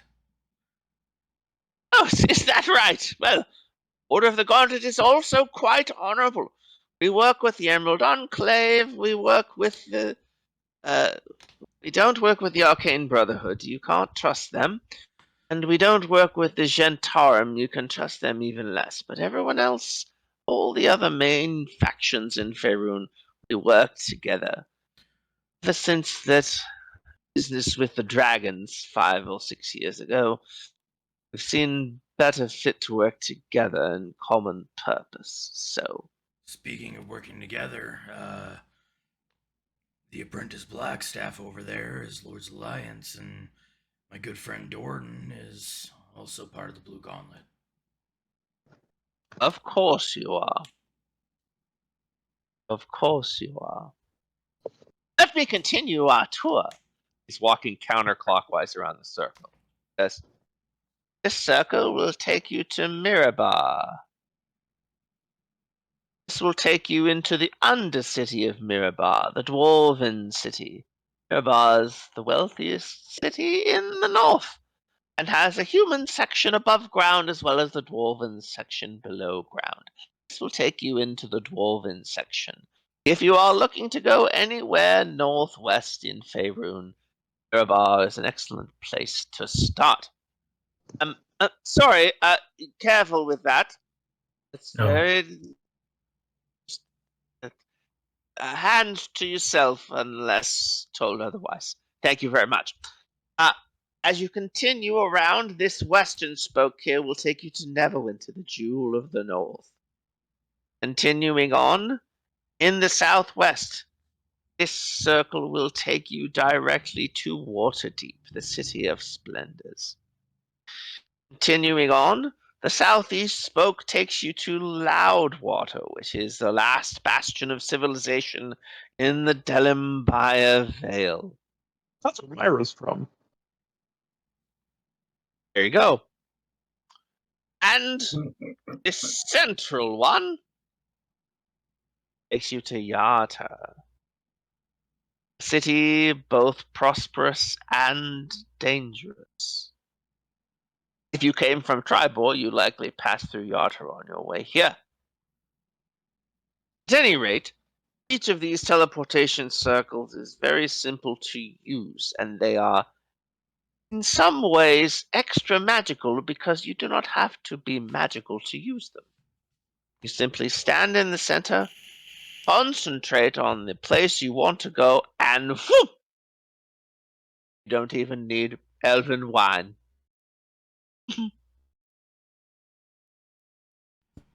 Yeah, no. These are yours to use as long as you like. Do all of Are these these- destinations have ways for us to get back? Oh, of course, all of them have destiny. You can travel from any one circle to any other circle. From here, you can travel to Mirabar, and from Mirabar, you can travel to Loudwater, etc. Good gravy. And the pattern on the floor will be the same in each area that you come to. It will just appear in a different circle. Well, my next question then, how do we access these? Do we have to come here and drink wine every single time that we want to use these? Oh, not at all, not at all. You can come here now. I've got Well, this for you. He Is there pulls a out door?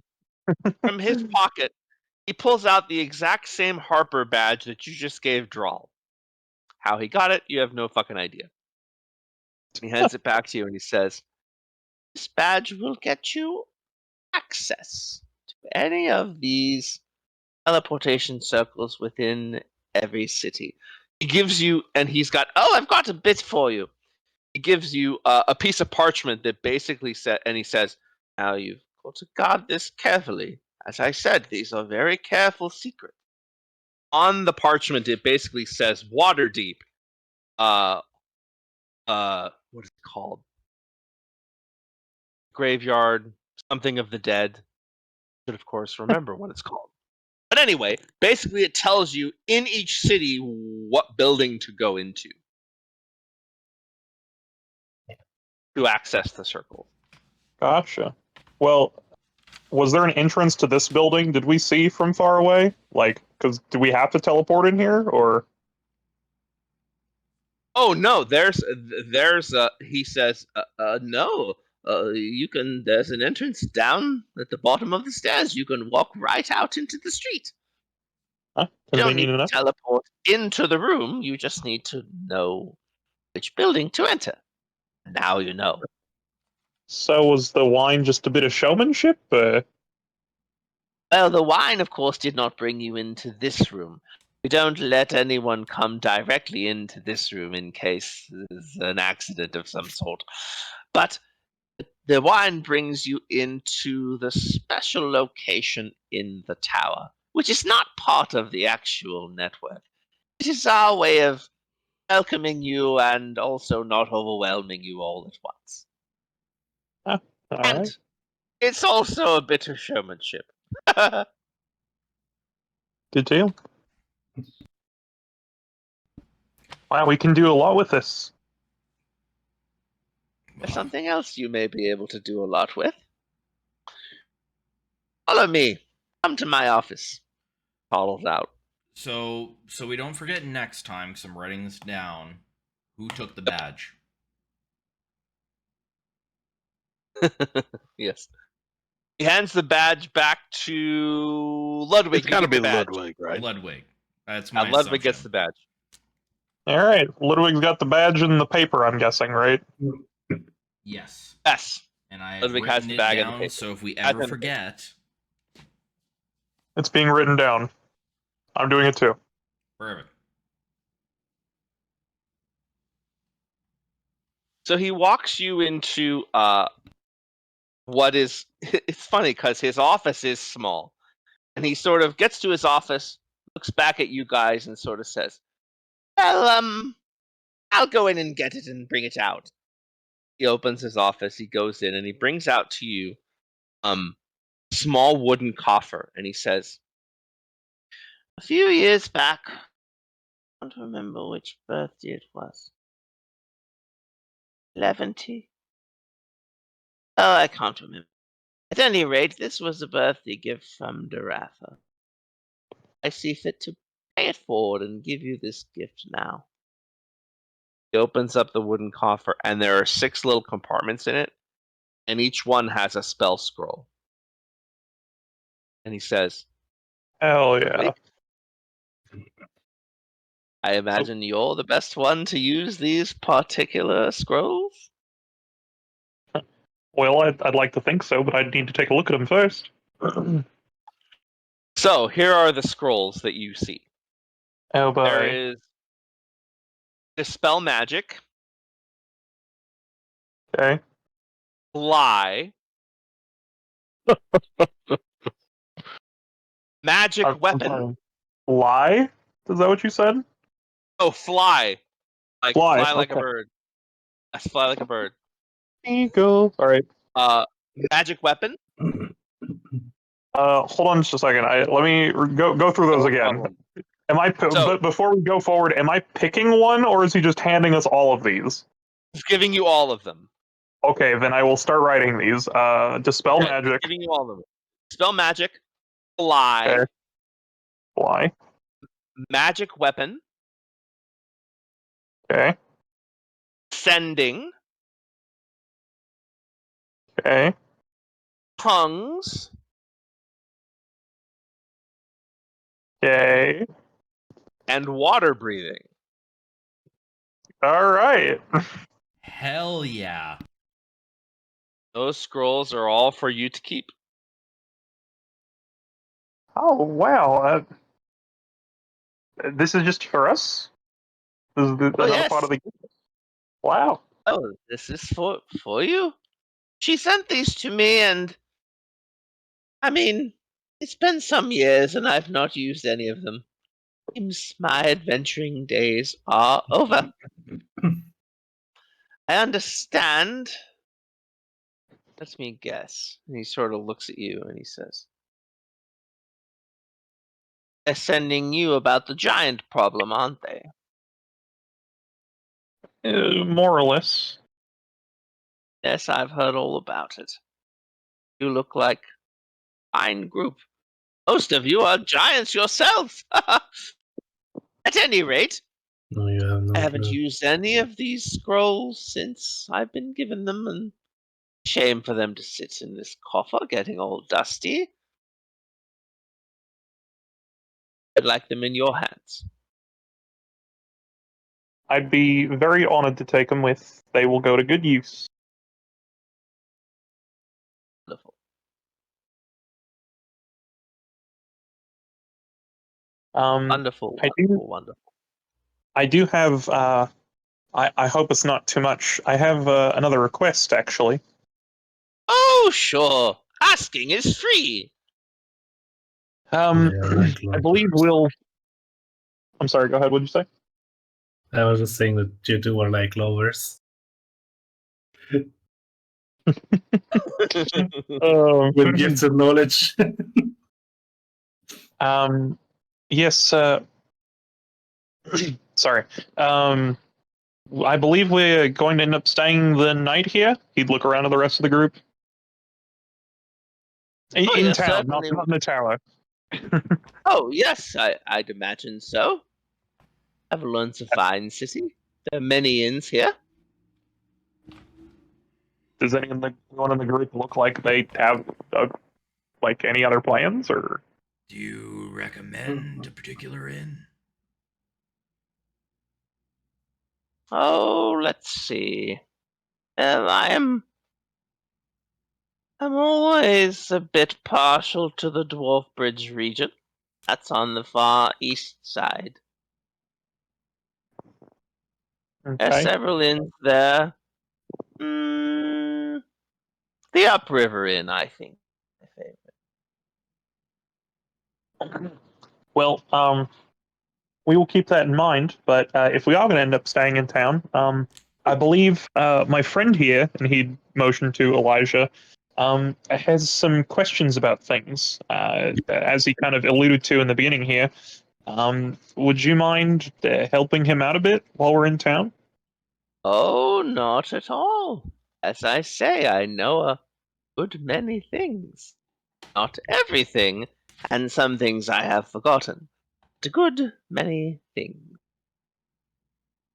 Well, perhaps maybe either Elijah, maybe you could, I don't know, hang out with him for the night, or maybe if it's more convenient, maybe you could just write up some of the things that he needs to know. Do you have any books perhaps I could take to read and examine while we are here? Sure, what sort of books are you looking for? On what subjects? Lunar eclipses, celestial alignment, stuff like that. Oh, sure. He walks you guys, it takes about 10 minutes, toward one of the lower floors. You think you're probably only on the second or third floor now. You've walked quite downstairs quite a bit. And he brings you into a big library, and he pulls out a book on phases of the moon that includes a whole chapter on eclipses. And then a whole book on, basically the book is just called Celestia, and it has all sorts of things about celestial. So he pulls two books that you're looking for, and he says, "You're welcome to keep those books for a time.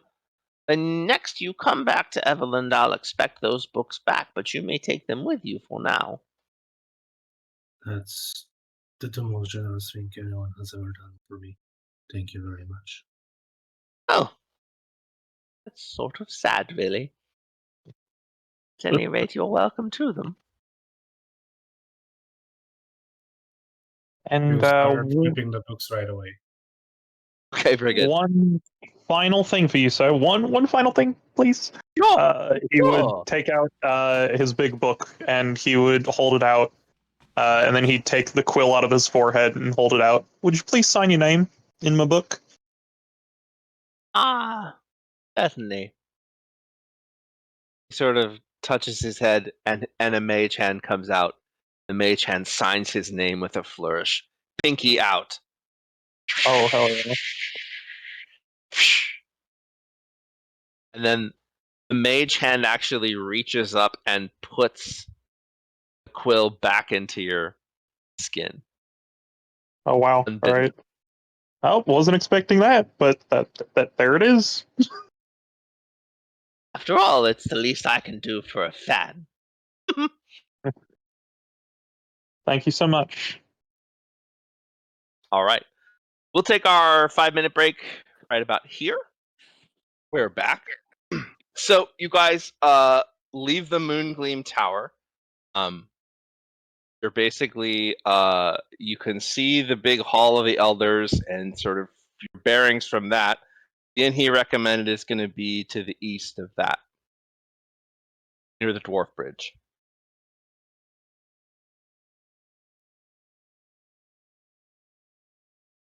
anything to do before you head to the inn? I'm going to approach Ludwig. So, do you like Give this? me just a No. second. Give me just a second. Sorry. No, you're fine.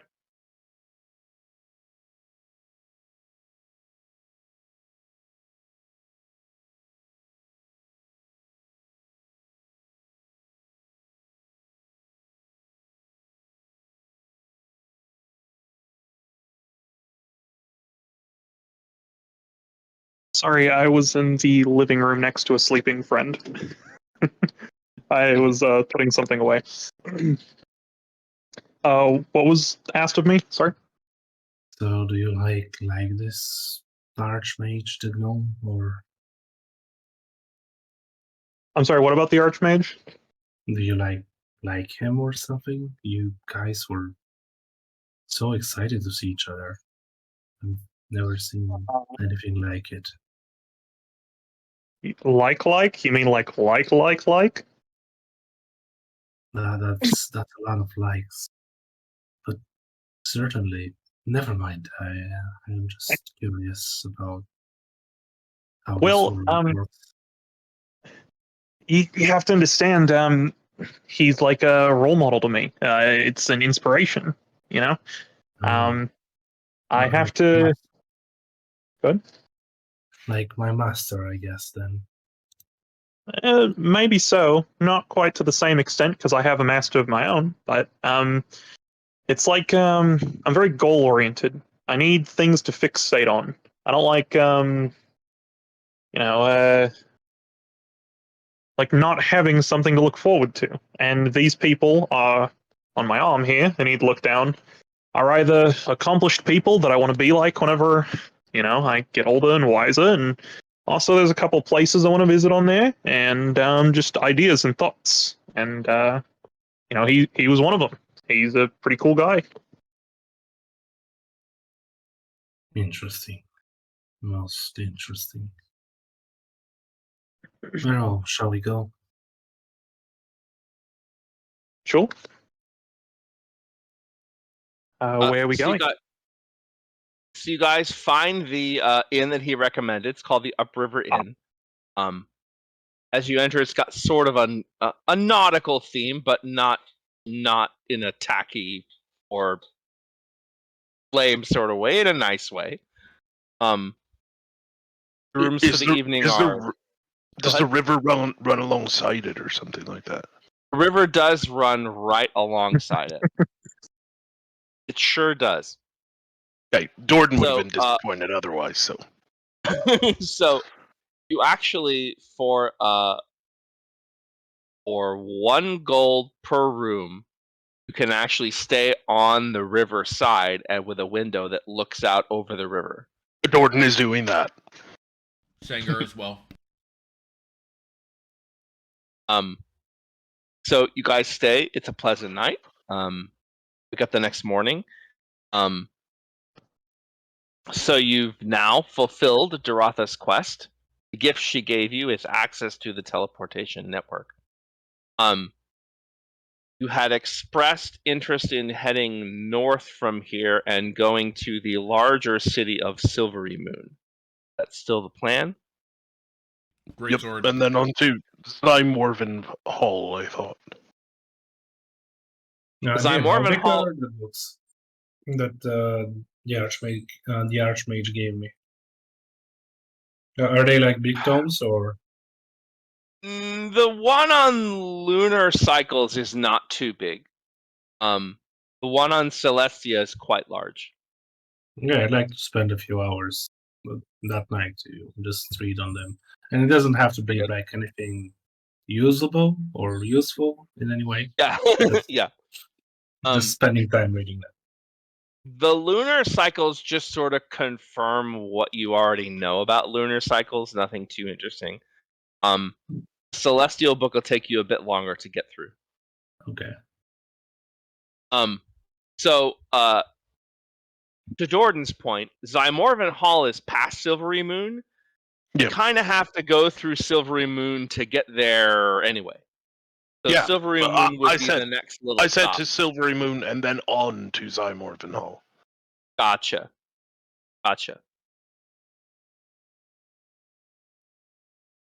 So you leave early in the morning. The high forest gives way on your right. You're still traveling with the silver wood on your left. We You don't have find a horses. mountain range. Go ahead. We don't have horses. Oh, you do. You have horses. So they gave us 2 horses? You had horses. I'm sorry. Sometimes I'm can be so unclear, especially with new people. You rode horses to get here. You've had horses the whole time. So we got back to the initial town. Yes. Because sorry? we teleported with the wine, right? Oh, gotcha. You actually teleported to a different building in the same town. Oh, okay, I see. Yeah, My bad. gotcha. No, I understand. So yeah, so you're able to go back to the inn and the Okay. bar you went to and retrieve your horses before you leave town. Okay. So Nice. you head out on your horses. It's most of the day. And you have the Nether Mountains on your right now. It's a very old mountain range. You can tell they're sort of beat down. There are some pretty tall mountains. And as the road is ending, you come upon the city of Silvery Moon. Silvery Moon is known as the Gem of the North. It's a beautiful city. It's actually modeled on an ancient elven city called Myth Dranor. As you enter the city, you notice the architecture is swirling. Imagine if they turned Rivendell into a more urban type city. That's what it looks like. Architecture's all very lots of circles and spirals. Did you notice there's a huge elven population here? About every 4th humanoid that you see is an elf. So it's sort of they're probably the biggest concentration of elves in any of the major cities. You in the center of the city, you can see it has got a great magical tradition. Those of you who know Silvery Moon would be looking forward to your first glimpse of what is called the Moon Bridge. Moon Bridge is basically a bridge completely made of magic, and it looks like a moonbeam as it crosses through the center of the city. Same river, the Ravin River, bends toward the road you were on. Basically, followed the river. So the river goes through it. It's got a north bank and a south bank. You notice there's a great big college called the Conclave of Silvery Moon. Conclave of Silvery Moon is probably the biggest quote unquote rival to Candlekeep in terms of books and knowledge. What the Conclave would say is that it's the goal of Candlekeep to have a copy of every book ever written. Conclave would say we actually read and curate these books, so these are all the good books ever written. They consider themselves more elite in that sense, curated for their wisdom and value. Other thing that you were going to do in Silvery Moon, certainly you've arrived there in the evening. It's a beautiful night with a full moon. And are you going to check out the Margaster compound to check out Orthavir's quest to pilfer some magic items? Jordan would like to, yes. I'll follow suit. Especially if the Why not, goal was Jordan? would be to get one over on demon worshippers or whatever's going on there. For sure. Speaking of, as we're like kind of coming into the city, Puent would Mhm. kind of walk up to Jordan and casually say, should we do something about these worshippers? Or, like, should we just take their weapons, or should we investigate them? Well, I don't rightly know. Maybe we wait and see how they react when we show up. What do you think, Brent? Well, I feel like taking their stuff isn't really good enough. They're just gonna keep doing bad shit. Didn't Sengars say that you guys kill people? Not as like recreation, but when necessary. Yep. If you try to resurrect bloody demons, For the protection of others. I can punch them. Well, that's a start.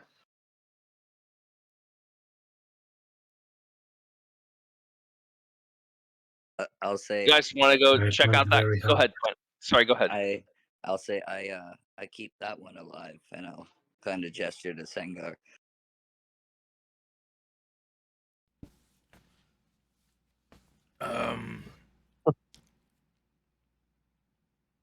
Yeah. Fights every bloody giant he sees. I mean, I've come out with some cool shit. I mean, come on. I busted his fucking chest plate in half. Like, that's badass. It was pretty badass. Oh See? god, combat ensuing. The dwarf gets it. So, as you guys have decided to check out the compound, I've sent you a link to an Albert Rodeo map.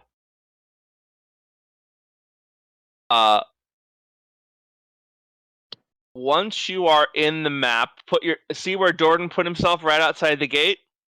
That's exactly where you want to be. Hey. Exactly where you want to be.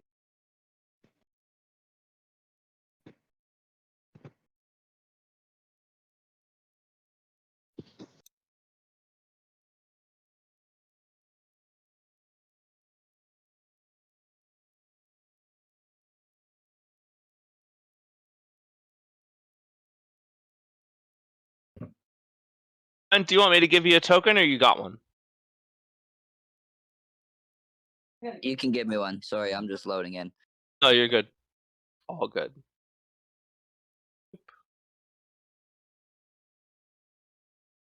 I really need to commission artwork of my character or something.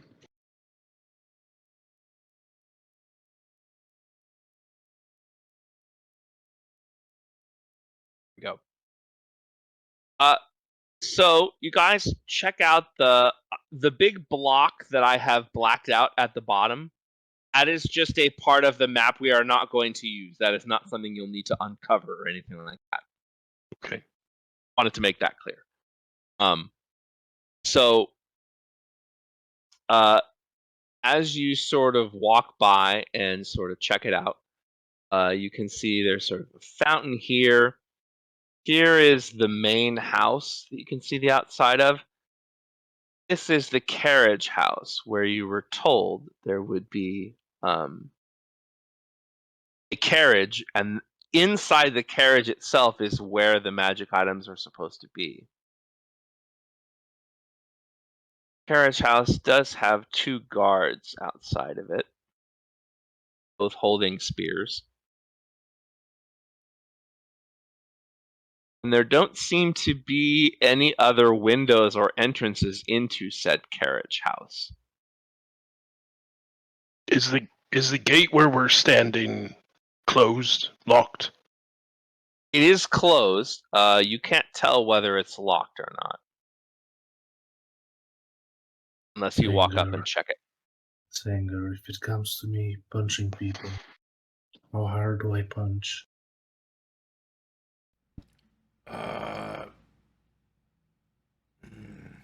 That's a tough question. I'm gonna leave that to the. I mean, I have morality, but I'm gonna leave that to Gwent and Dordan.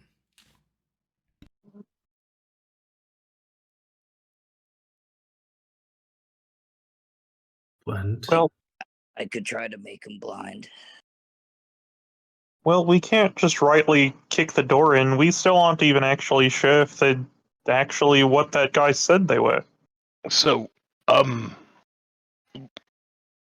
Q, having had these weapons described to me, would I be familiar with them?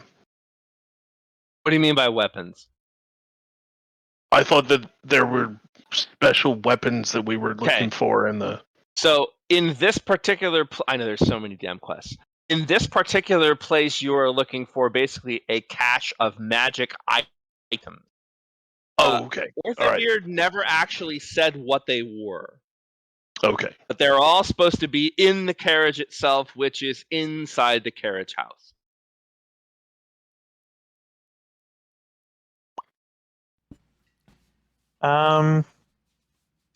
Well, I mean, like I said, though, I just don't know. We don't know enough about the situation to just break in, do we? Well, Maybe we just knock. now that I think about it, there's no guaranteeing that any guards or what have you we come across are in on the bullshit. It's easy enough to tell somebody, stand there, guard this. So should we try to speak our way past them? Well, what do we say? Hey, do you guys know if these people worship devils? I say we just make him blind. You know, I could probably Right. get in there without even having to walk past them. I could just cast a spell into that location. Well, wait, hold on. Actually, let me. Misty Step, you have to see where you're going, right? Yep. Mm-hmm. Okay. Dimension door, you don't. Yeah. Okay, to rewind that then. I was bluffing. See, I'm all for the blinding idea, Puent, but if I suddenly go blind, you remember? No, you weren't there for that. Well, we fought a banshee, and I'd essentially be yelling like that. Maybe I could make them chase me. If we figure out whoever the master maiden of this place is, I could perhaps create a copy of them. I have a spell to do so, and we could perhaps have that copy dismiss them. Actually, that's a good idea. I mean, I could sweet talk her with my looks. Okay, let's call that plan F. Oh, so high up. Okay, good. Good, I like it. I could definitely grab their attention and get them off the gate if you so wish. Perhaps if we made a disturbance right here outside the gate and cause them to investigate, and a couple of us went inside to take a look. Sort of That's what I true. was suggesting. It's a shame that a sneaky person is not here. No party's perfect. Actually, It's true. me and Puent could probably put on a distraction. It'd be pretty easy. You guys gonna hit each other? Yeah. I have a Jesus. better idea. No hurting each other. Oh fuck, I he's sturdy enough. Look at him. I could walk up that Brennan's building just and looking at you with a grin. He's got both his fists balled up and he's ready to slug it out.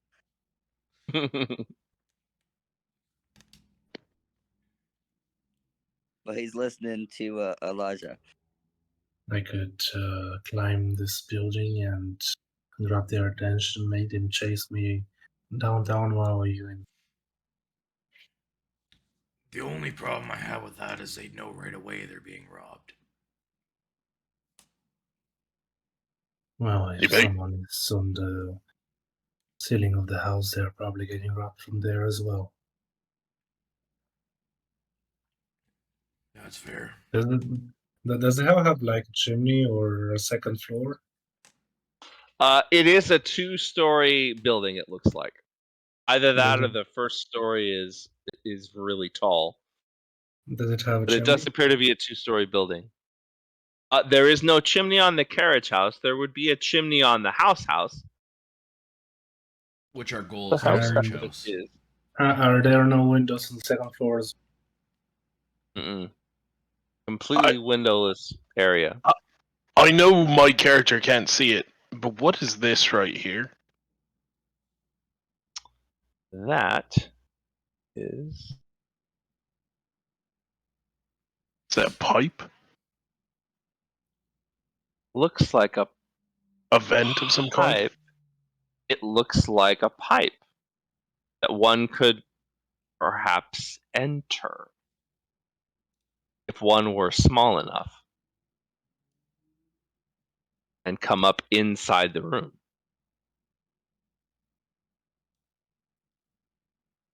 Is 4'6" small enough? I think it might be. Only one way to find out.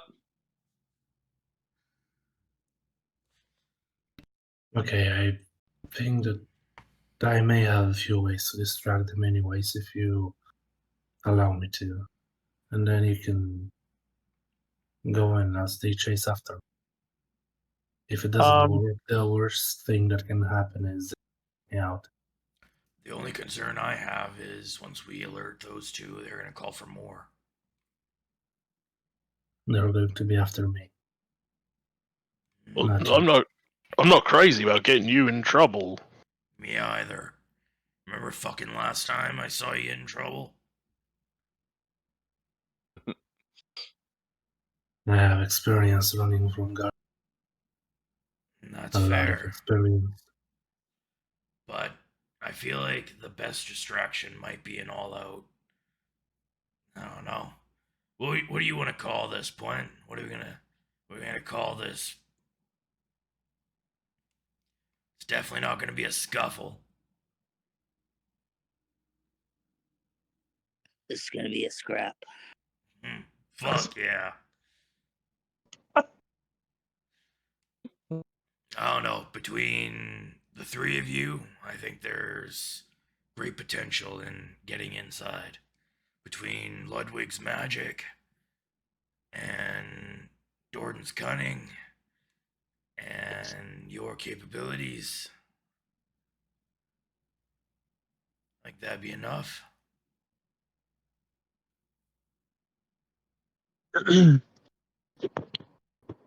Well, Or one We're of you still not might want to start enforceable. yelling. You darn dork! Huh? Where'd you get those fangs from? Your mother? What are you calling fangs? These are tusks, you half pint. But Glenn's gonna say, "You want to go?" And he's gonna take his helmet and like throw it on the ground, like try to make a loud noise with it. Oh, it's fucking on. I'm gonna pull the greatsword. I'm gonna drop it on the ground. I'm gonna pull both my weapons, just toss them so they scatter. Ting ting ting across the Discard. pavement. The Jordan guard's is- starting to seem interested. Jordan is Well, pushing open the gate. okay. Hey, it is now open. So Puent is just gonna drop his weapons as well and just run at Sengar and try to jump and headbutt him. Fuck yeah. Jump really high. So Jordan, you push the gate open, and this guard's gonna say, "Oh, what do you think you're doing? Just pushing a gate open like that?" Oh, I was looking for help, and look at two of you guards. It's your Yeah. job to protect this place, isn't it? Well, you might want to protect him from those two.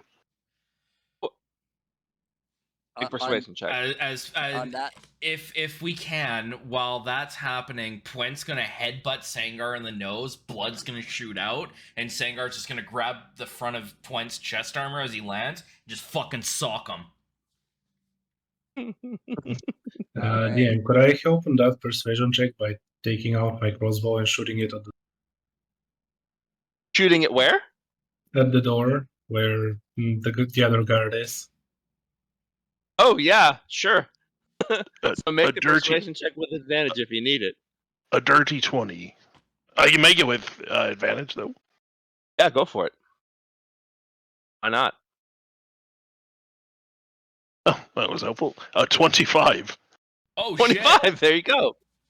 So both the guards say, and they kind of rolls his eyes and says, "All right, Nerf, come on out here. Let's try to help him." He comes out. Both the guards are like, "All right, all right, all right. Break it up, break it up, break it up." I completely ignore them and continue trying to fight with Sengar. Same here.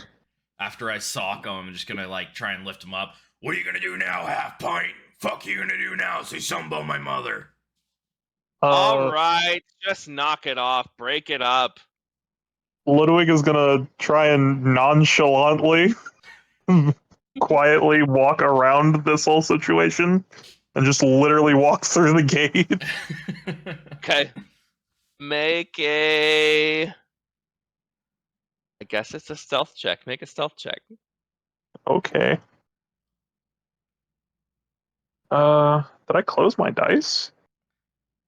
Can I give guess I him did. advantage, DM?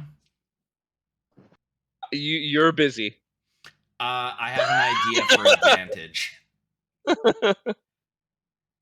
Okay. As I'm holding him and I say that, I'm going to throw him forward and make it look like, if I can, that I'm not realizing I'm throwing him at the guards. Who are you throwing at the guards? Puent? Yep. Yeah. Okay. Take advantage on stealth. Whoa! What the hell? Okay. 15. 15. You're able to walk right by. Gordon, Uh, while he's he's gonna- doing that, Gordon is going to try and make himself as big as possible. To, stretching out his arms to try and give him as much cover as possible. All right, so Ludwig, you are inside the grounds. Go ahead, Puent. Okay.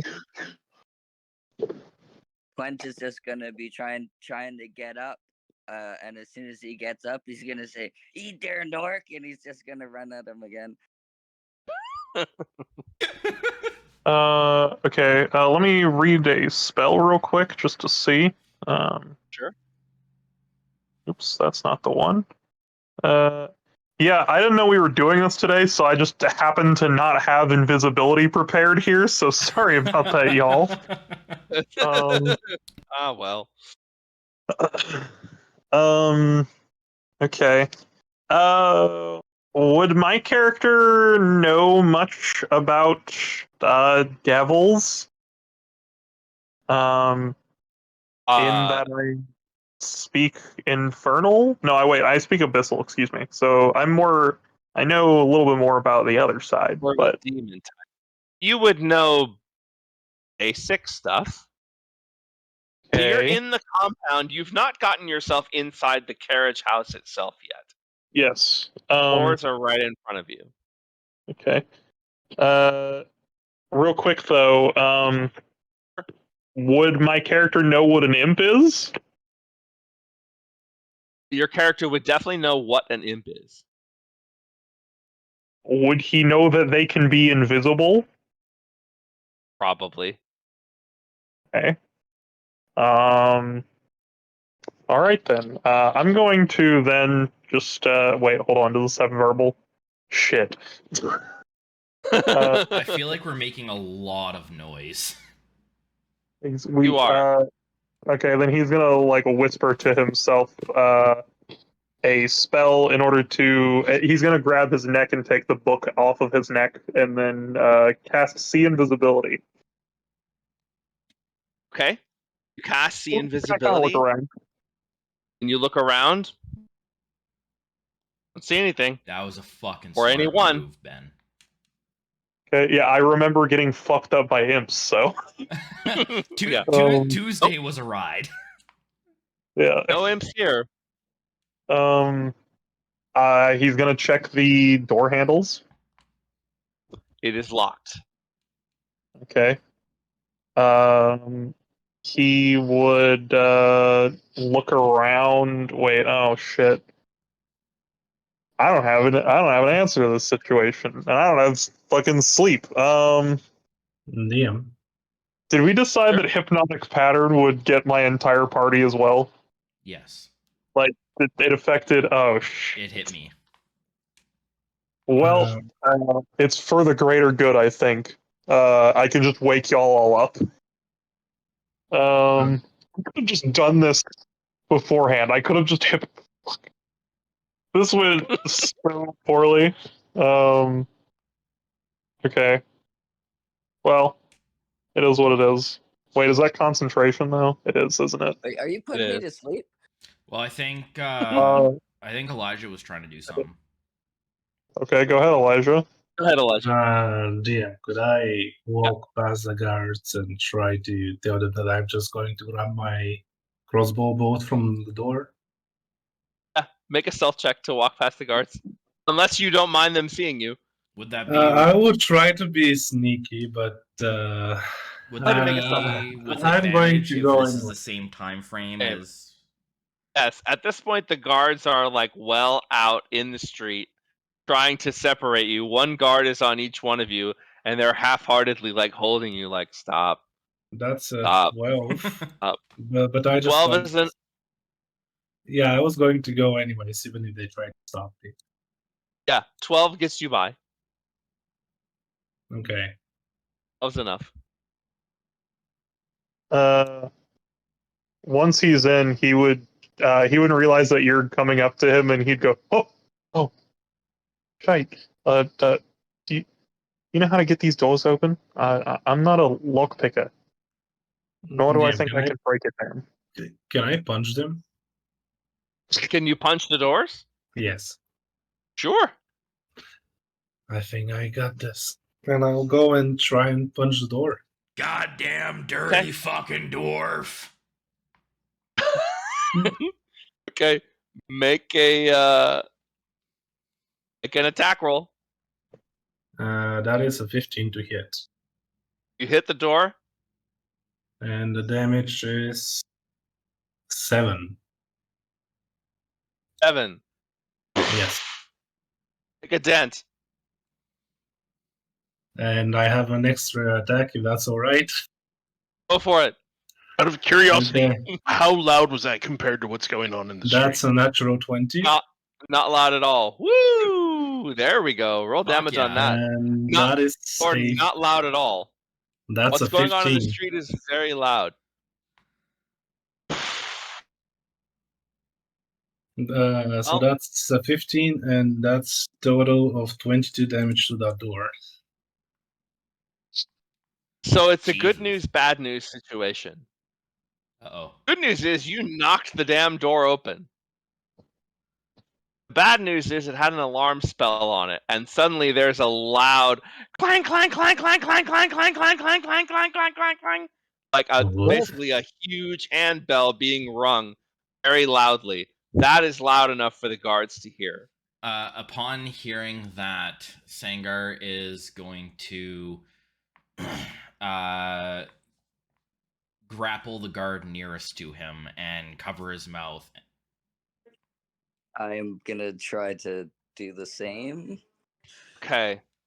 As you guys as the guards turn around, as they feel you grapple them, each of you feels the guards change form Oh, fuck. underneath your hands.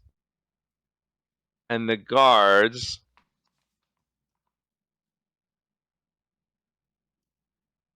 turn into Devils. devils. Ah!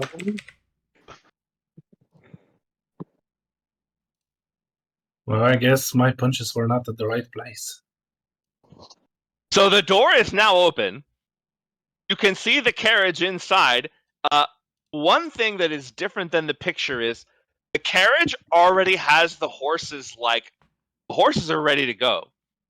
They're But like are the they horses horses? are in the carriage. The horses are there's there's a draft horse on each side of the carriage, and basically ready to bust out anytime. Well, that's convenient. So we are rolling initiative now to deal with the very large devils that you are attempting to grapple. Yeah, I actually rolled pretty good. I've got a 9. Give me a second here. I also got a 9. What is your dexterity? 0. Oh shit. +0. Okay. Then I'll go before you. Okay. Elijah and Ludwig sitting at 9.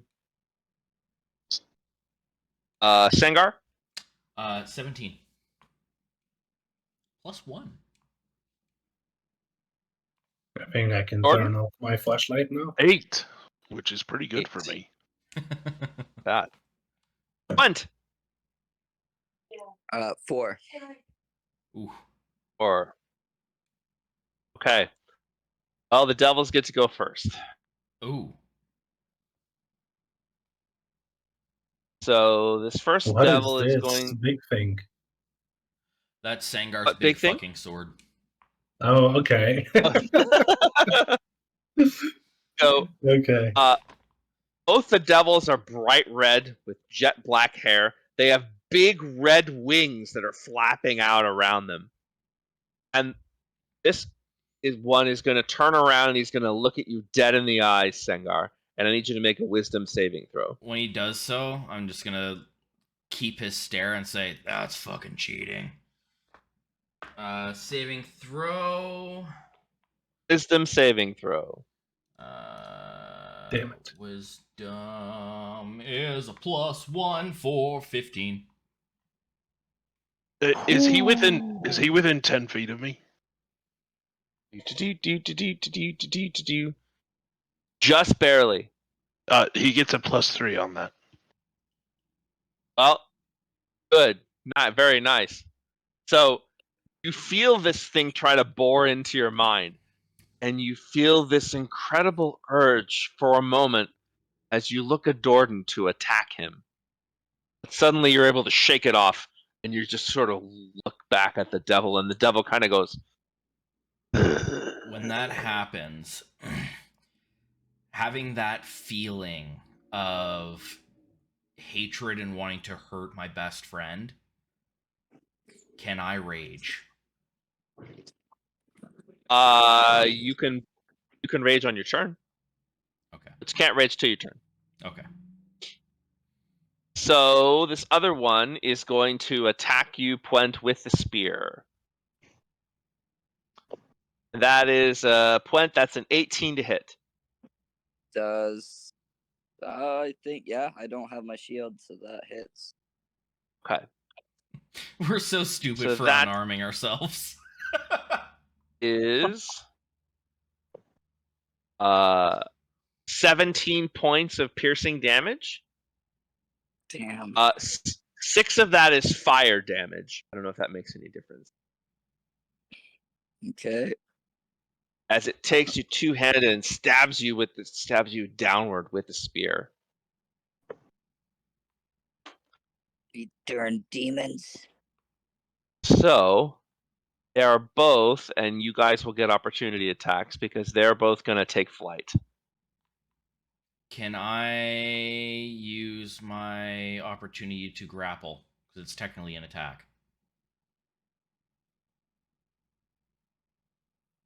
Yeah, I don't see why not. Okay.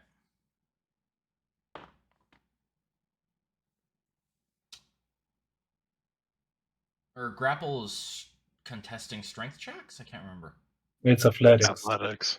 against Athletics. ferrets or acrobatics. Yep. So I get advantage on athletics. So that's a 16 plus 6. Ooh, 16 plus 6 is 22, and he also rolled 22. So rollies. Rollies. Okay. Roll a d6.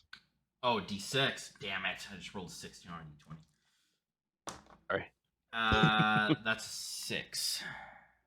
Oh, well, then you definitely have him. You grab him. Puent, the one next to you, is also going to try to take flight, so you get an attack of opportunity against him. I guess I'm just gonna try to punch this thing. Okay. Hit him with your best shot. For a 7 to hit. 7 is not going to hit. You It didn't actually hit does him with hit, your best shot. but the thing is wearing a pretty intense scale mail, and you punch, and your hand just hits right off the metal. He's going to fly up. Is this accurate? Okay, so the measuring tool is in fact accurate on this map, which is nice since there's no squares. The measuring tool is the one that looks like a little protractor. So, going to fly all the way to here. How high is he flying? Right towards you. He's probably about 30 feet up in the air. 30 feet up. That is their turn. Sengar, your turn. Holding Jim, on to how this tall is the guy. house? Sorry. No, Go go ahead. ahead. How tall is the building? The building is about 20 feet high. Okay. Perfect. Do I have any idea what the fuck this is through my mercenary work? No, it's a devil with big ass wings and its evil glare. Okay. And a spear. I assumed because I haven't really moved, whereas I threw Puent, I still have my weapons kind of close. You didn't say you threw them, so I guess that they're on the ground near you. I tossed them like beside me.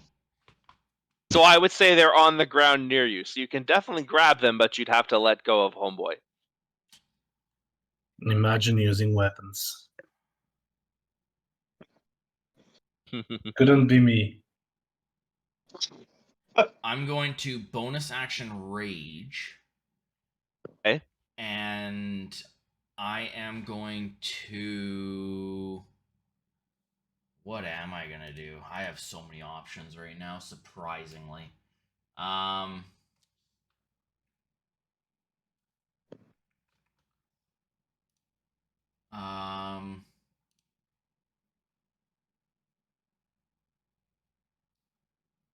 I don't get any bonuses to melee. Yeah, fuck this guy. I'll hit him either way. I'm gonna release him, reach down, grab Hugh, and I'm gonna recklessly swing up and try and catch him under the arm. Very good. And so that is with advantage. Use that one. It's a 16 and a 7, so 16 plus 7.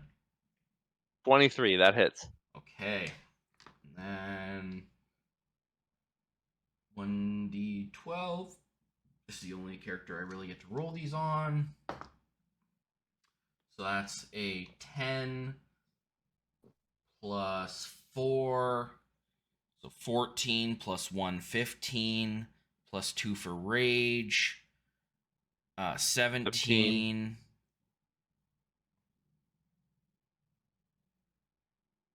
I think that's everything I add. Yes. And 17. as I swing up and carve up his side into the scale mail, I'm going to wrench it out, and I'm going to kind of toss in the air to my other hand. I'm going to try and do the same thing with my left hand. Okay. Recklessly again. Fuck you. I rolled a 4 and a 5. 5 plus 7 for 12.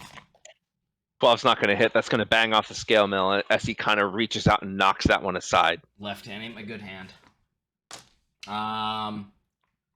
And that's my turn. Okay, very good.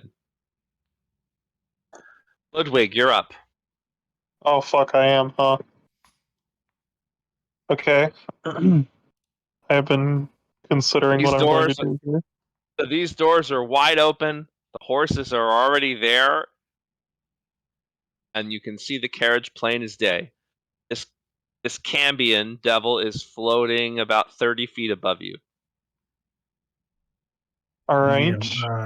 Before Ludwig goes, I missed one turn, but could I do something at the end of the Cambions as it reaches 30 feet within me? It's within 30 feet of you now. Can I do something as it reaches 30 feet within me? Okay, this time, sure. Sorry, because it's a new character and I didn't realize. You're fine. if 30 No problem. Okay, so basically I want to use my reaction as it becomes close to me. I will peer it dead in the eyes, and I want to use my stone rune to make it make a wisdom saving throw, and unless it succeeds, for the next minute it is going to be incapacitated, and its speed is going to become 0. What is the DC? The DC would be one moment. Constitution I use for that 15. I roll 17. Okay, very well. He's okay. All right, Ludwig, go ahead. Okay. We were told that the stuff was inside of this carriage, right? Yep. Huh. Um. That'd be kind of funny. Okay. This thing's 30 feet up. You said. The thing is 30 feet up, indeed. Okay. He's gonna look at this thing and then look inside the stable, whatever this is, whatever you'd like to call it. And he's gonna start turning pages really quickly in his book, and he's gonna jog over to Elijah here and get really close to him. And then I'm going to instant ritual cast, because it's a thing my character can do, Liamon's tiny hut, right next to this door. And then he's going to continue walking inside, like completely casually, like he's not in danger anymore. Okay. That Cambion can not come in here. He cannot cast spells through this. He cannot shoot anything through this for the next 8 hours. And both Elijah and I can both walk through this freely. Okay. So the hut will not quite cover the doorway. As long as you why is stay in the hut. How big is the hut? Let me see. A 10-foot radius, so 20 feet wide. Oh, then it does. And the hut completely covers the doorway. Let me measure, but I think you're right. Doop, doop, doop, doop. Yep, doorway's 15 feet long. Hell yeah. Totally covers the doorway. And you can walk right in. Not the time for spells. Any time's a good time for spells. Can I? Well, I guess that was probably my reaction. I don't know, whatever. So yeah, I instant ritual cast that, and then I'm going to continue walking in. How far did I walk? I was probably like, what, right here? Yeah, that's How far only is that? about what, like, I think it's only 5 feet. Or 10 Okay. feet. 10 feet, 10. okay. Then I will walk. Sorry, protractor. A little more annoying to use on the phone. I'm sure. I guess I'll walk 20 more feet in to about about there, I guess, is 20 feet. You can go a little further than that. Okay. About there. There you go. That looks good. All right. I'll then also shout back to Elijah. I'm pretty sure they can probably handle that. I can't face to face that whatever that thing is, so I'm just gonna have a look in here, No, this is personal. and I'll end my turn. Okay. Very good. All right, Elijah, you're up. I will quickly look at Sengar, hoping to catch his sight, I guess. Because with the tiny hut, not very easy unless he's also selected for tiny hut. But anyways, I am just going to ask for his approval to show my abilities. Fucking In a kill sense. him. Okay, so I start walking on the wall horizontally, climbing the whole building with my movement speed. Okay. And then, as I reach the rooftop, I start growing in size as I become a large creature. And that will be me being on 20 foot on top of the house and being 10 foot big. I should be able to attack bet. this guy. You absolutely can. Yep. Okay, so I will try and punch him right in the face. Very good. So that, oh my god, that's a natural 20 again. Oh shit. Hell yeah! Woo! Wow. This guy just got absolutely bamboozled in the last 2 turns. Right. And that is not all, since I am now giant. I also get 1d6 on my first one, so that's 2d6 extra. And the damage for that attack would be wow, no way. I wrote natural ones on my giant's might, both of them. Okay, so that is going to be a 16 total bludgeoning damage as I 16 punch him. total bludgeoning. Yes, and then You get him pretty good. Right in the face. Now I have a few things going on. First of all, I would like to bind him using my fire rune. So basically, he will take extra 2d6 damage, which would be 4d6 because of the critical. And that Shit. will be 15 fire damage, which probably doesn't do much against him, if at all. Fire damage. Something against him, but not as much as you might think. It must now make a strength saving throw or be restrained for a minute, as fiery shackles try to bind him to the ground. He does not make the save, so suddenly the shackles, and suddenly he just down he goes like a stone to the ground. Okay, but before that, I still have my other attack, if that's all right. You can punch him on the way down. Okay, and that would be at advantage because he is now restrained. Yep. And unarmed. That's going to be a 16 to hit. 16 doesn't hit. So as he falls down, you punch him, but you get him right in the armor. It kind of clangs off. Does he take any fall damage? Good question. Oh, 20 can feet. he actually fall into the tiny hut? No, No, he can't enter. So He would literally bounce off the top.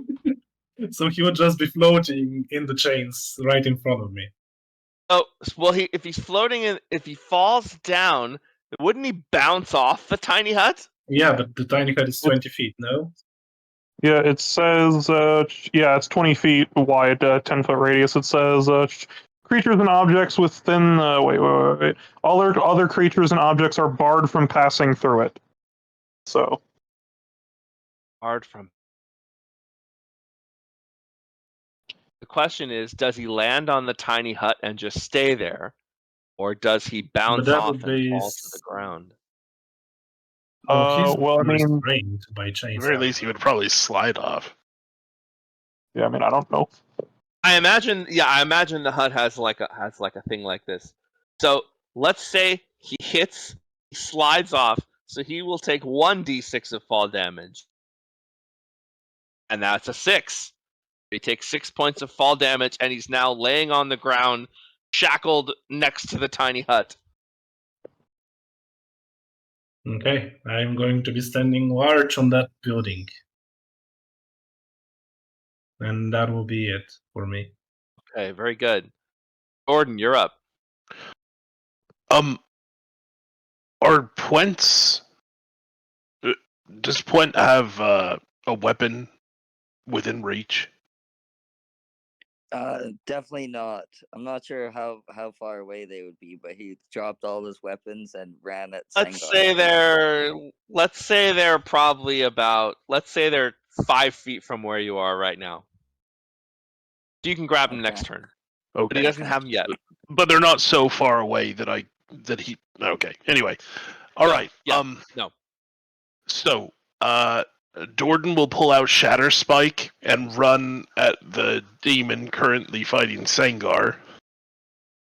Okay. And as he does, I will use my bonus action to cast Thunderous Smite. Oh shit. Good. And I will take my first attack.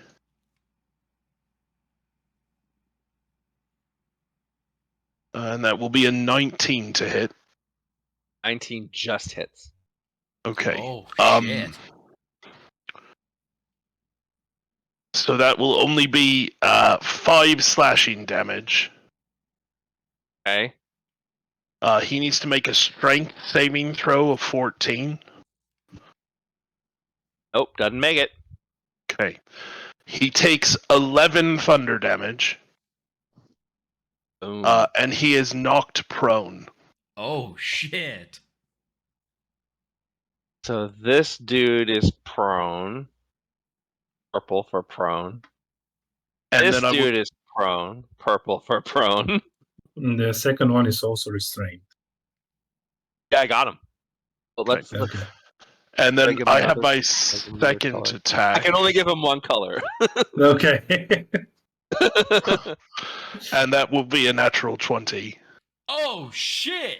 Woo! Man, you guys Now are, that one you is guys a are night. rolling hot. Rolling So hot. that is 14 slashing damage, and I'm gonna throw a Divine Smite on this as well. Oh Uh-huh. shit. Heavens. Well, you're a paladin. Which would be 19 radiant damage. Did you add an additional die because it's a fiend? It's looking rough. It's only undead. You sure? Looking very rough. Okay. And that will be my turn. All right, Puent, you're up. So Puent doesn't even make a move. Actually, how far away is the one that's binded? Let's see. I can reach it. So I'm gonna cast. So yeah, it's only 30 feet away. So Yeah, so I'm just gonna turn and say Turned Devil, and I'm gonna cast Spiritual Weapon. okay, very good. And that does not hit. That's an 8 to hit. It doesn't hit. And then I'm going to cast Toll the Dead. Oh, okay. That's a wisdom save, right? Yes, Wisdom 14. Are you kidding? This one can be until. Yeah. Yeah, the one that's changed. You would have advantage on that because it's restrained. Oh yeah. So roll the spiritual weapon again. Does that See, work for Jordan, attack spells, or is that just martials? It's any attack against it has advantage. Okay. Jordan, Yeah, I was I going to saw. say you have. Yeah, okay. Levanto just pointed out. I should have rolled another D8 and doubled it. So that would be another 8 radiant damage. Another Fuck 8. yeah. Looking even rougher. Next roll was a 9, so it's still does Oh, not. Yeah, okay. It still misses. Okay. I couldn't save you. I could only save one. And Never mind. did he make the wisdom save? He did 17. So he takes no damage, I think. Yeah. I think Toll the Dead is no damage on Yeah. a. Toll No the Dead damage. is an all or nothing. So then I'm just gonna go and stand over my weapons and end my turn. Very good. The devils. This devil Uh, is restrained for a minute, right? yes, and at the start of his turn, he also takes 2d6 again. Oh fuck. So that's Hey. 6 fire damage. 6 fire damage. Okay. He can't do anything. This dude is prone, almost dead. What the hell would he do? Opportunity attacks will kill him for sure. Happily walk into my axe. Can't do that. All right. He's desperate. Me knowing this probably won't work. He would not necessarily know that. He's gonna look in your eyes, Jordan. And I need you to make a wisdom saving throw.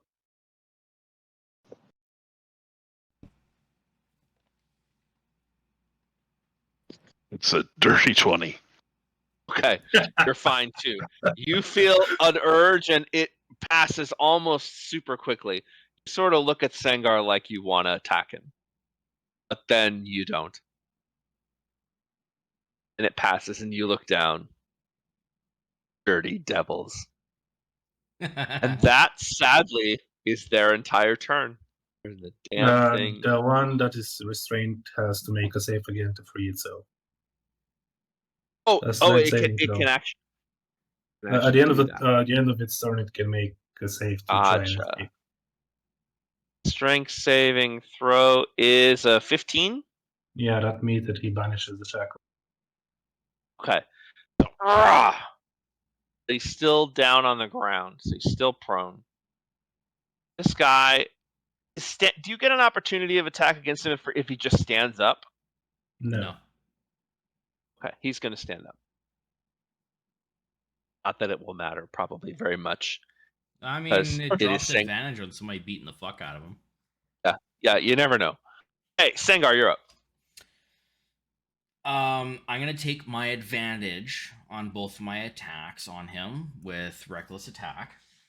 So I mean, Aren't you flanking? yeah, but Okay, you're right. Okay. guard turned into demon. I'm raging. I'm gonna just recklessly fair. beat the fuck out of him. Okay. So that is a 13 and a 17. 17 plus 7. 24, that hits. D12. That's 11 plus 1 for magic, plus 2 for rage. That's 15? Hewed his head right off. As I cleave through, and the blood kind of sprays across Sangar's face, he's gonna. And its wings still flap a little with no head. While he flapping does so, wing I'm just action gonna kick as it him in the dies. chest to the ground. I'm gonna look at Dordan. I saw that look in your eyes. He tried it on you too. Ed. And I'm going to step on the corpse and push myself 35 feet of my 40 movement. Get within range of this guy. Okay. And is he still prone? He is still prone. That's unfortunate because my second attack is still reckless. I'm gonna bring Hugh up. You ever hear of an executioner on our plane? And I'm gonna swing down. That is a natural 20 and a 18. Holy me? shit. You guys are tough, man. So Tough today. Things are like CR5, I think. do You're I waxing them. do I want to burn it? Mm. Yeah. You don't need to. I know, but it's so much fun when I do. I like when I nat 20, I have to use it. Okay. So, being a half orc, I have. Where are you? Reckless, no. Danger, primal. You add Spirit, one more unknown. damage die. Yeah, I'm just trying to remember. Savage attacks, yes. So, okay. So that's 1. That's 2. That's 3d12. And because fuck it, I'm adding another 1 and burning my Orcish Fury. So that's 4d12. Burn that Orcish Fury. Fuck you guys. That's a 10. He is prone. That's a 10. Oh my god. My best friends are assholes. That's a 10. That's a 12 for 22. Plus 6. 28. 8. Thank you. And 4 for 32 points of damage. 32. He's looking rough too. As I bring the axe down, I'm gonna cleave into his chest, unfortunately missing his vital organs, and I'm gonna pull it back out. Oh, are you fucking kidding me? Ah, you'll be dead anyways. And that's my turn. Very good. Ludwig, you're up. I'm kind of excited for Elijah to fucking elbow drop this guy from the top rope. Andy Savage style. Yeah. Hands up. So I'm still concentrating on Liamon's tiny hut is not concentration because obviously you have It's to sleep in duration. it. Right. So I'm still concentrating on see invisibility. Do I happen to see anything in here? Nope. Okay. All right.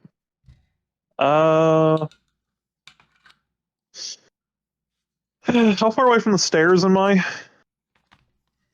Let's see. You are 35 feet from the stairs. But And doesn't Tiny Hut go away if you leave it? Here's what I am seeing. 10-foot radius immobile dome of force springs into existence around you, and above you remains stationary for the duration. The spell ends if you leave its area. Oh shit! I didn't know that. Oh, there you go. That's a bummer. Okay. Then there. Still in a pretty You good can leave position. it, it's fine. Yeah. Still in a You pretty can good leave it, it's position. fine. I was like, it's pretty much done already, so I guess I'm not tripping. It's probably better that it's not up anymore.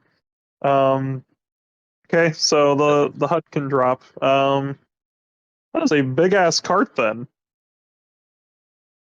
Okay. All right. A little horsey. Looks like a So horse, doesn't it? yeah, Yeah. that's a horse. Sure. It's a horse. That's a hell of a horse. Oh, that's no longer a That horse. is no longer a horse. Definitely a horse. Can I see There from we here? go. Uh, Legs. That's all it needs. So we have a deformed camel, and Giving the Orcish Fury to whatever Yeah. this. That's right. He's giving the Orcish Fury to his friend. The horses are very good friends. They're very close. There's so much Orcish Fury. They've been chained up in that carriage house together for a long time. Okay, can I see from here, looking at this carriage, what am I looking at? So past the horses, you're looking at basically just a plain black carriage. One thing you do notice as you look up at the ceiling, there is an upside down pentagram painted on the ceiling, which you would know is a symbol of Asmodeus. That's disheartening. They were devil worshippers after all. Yeah, the Cambion didn't give it away. It didn't give it away. Let's roll Devil's Sons. But I am led to believe that the magic weapons are in this carriage.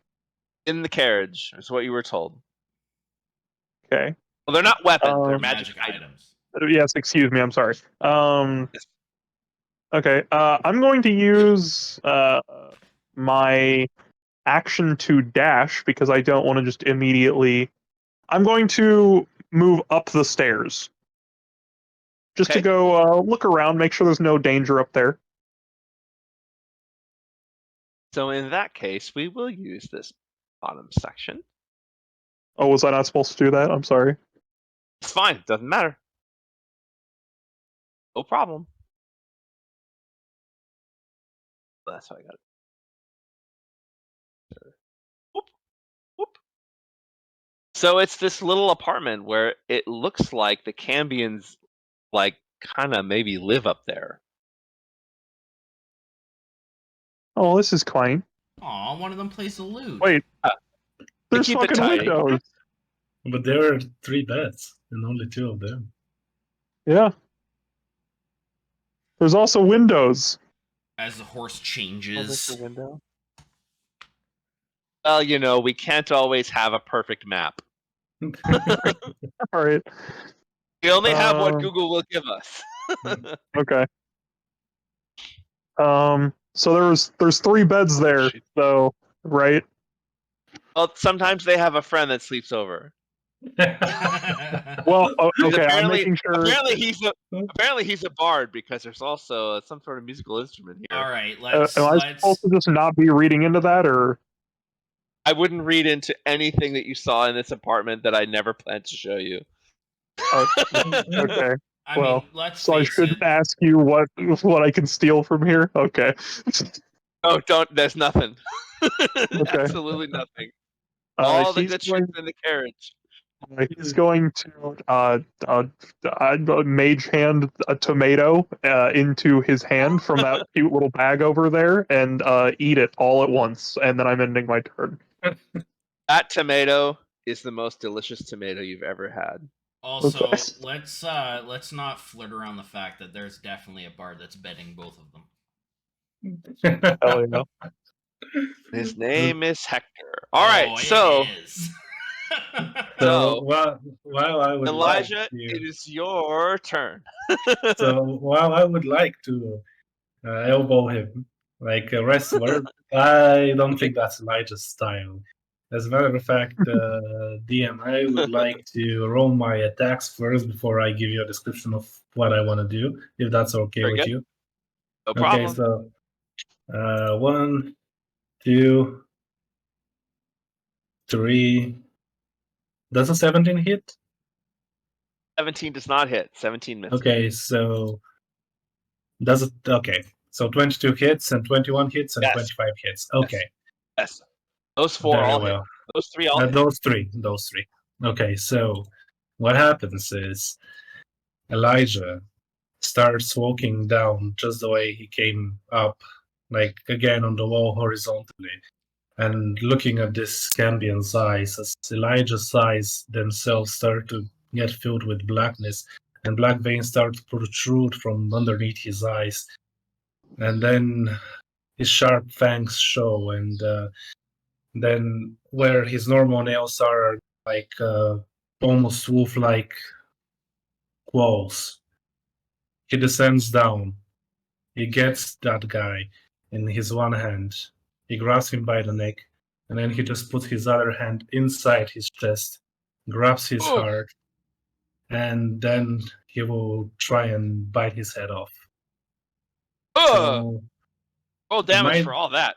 that will be 9 and 8, 17, and 7 more. Would that do it?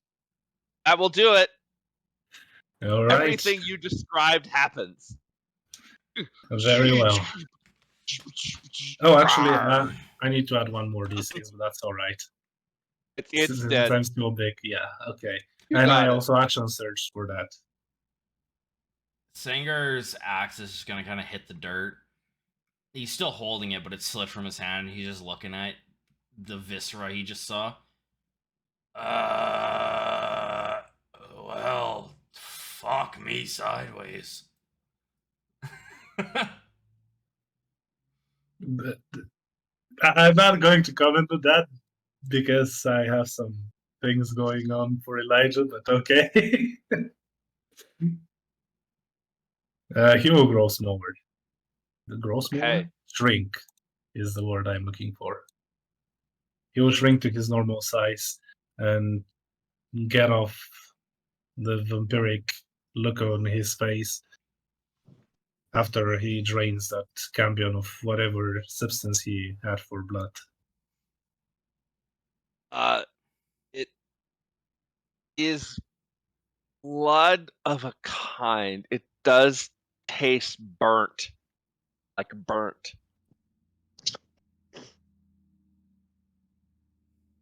Like brimstone-y. But I'm it sorry that satisfies you have to nonetheless. witness this. So, as you guys are about to exit combat and you don't see anyone, suddenly you guys hear a voice from the roof of the house. And it's a female voice, and she yells out, "You will not steal from Zamlin Margaster!" And you guys are still in combat. Gordon, it is your turn. This woman from inside here, she's standing up on the balcony. There's only a roof on this house, but imagine she's standing out on a 25-foot balcony up here. Okay. Does she She's look got- normal? She looks very magish to you.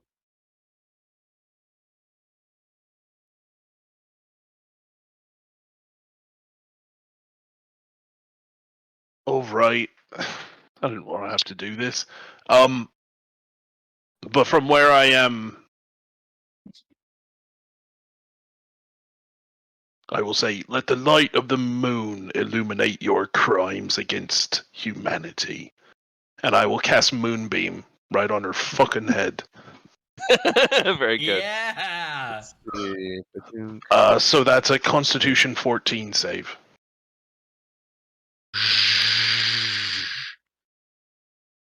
Constitution 14, eh?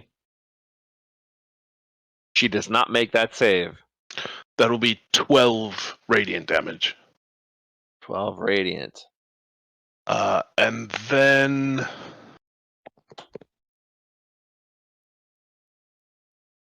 just because it bothered me so much, I think I can make it here. And Yeah, that easy. will be my turn. Okay, Pwent, you're up.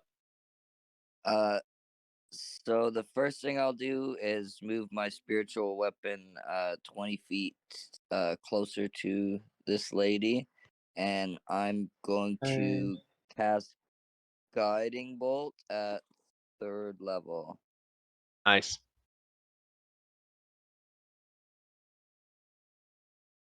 And that is 25 to hit. That hits. Fuck yeah. Okay. Oh, that's 21. What kind of radiant damage? 21 radiant. The next attack Nice. roll made against her has advantage before the end of my next turn. So the moonbeam comes down. The guiding bolt flies. She looks at you with rage in her eyes. She pulls her hands together. You see blue ice within them. She's gonna throw them out towards you. Probably should have measured before I did that. But I think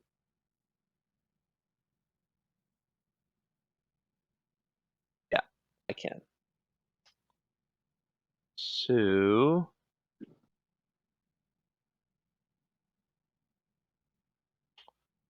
Oh shit. Jordan and Elijah and Sengar.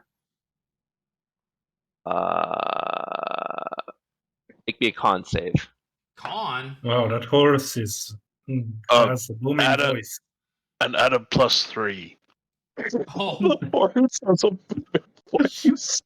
Like, look, it looks like it's coming out of the horse. It's a booming voice. It's gonna freeze the middle of that door too. This isn't a breath weapon, is it? Of some sort. It is not a breath weapon. Okay. Well, that's Uh, 13 plus 3, so 16 plus 6. Sorry, Jim. What save do we have to make? 22, you're good. Dirty 20. 30, 20. What was your Constitution save, Elijah? Oh, Constitution. Okay, that's what I was asking. Yeah, Constitution. Yeah, 26. 26. Holy moly! Damn. That's So- rolling so hot. I Question, use my DM. code for everything. So you guys, go ahead. So there really aren't windows up here, are there? There are no windows up there.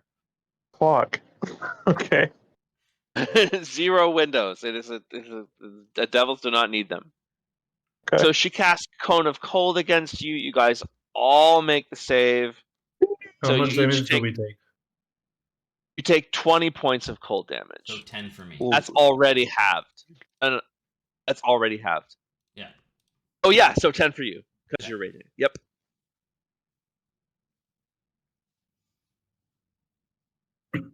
Oh, that was her turn. Yes, that's her turn. She's done. He needs to make another save against the moonbeam.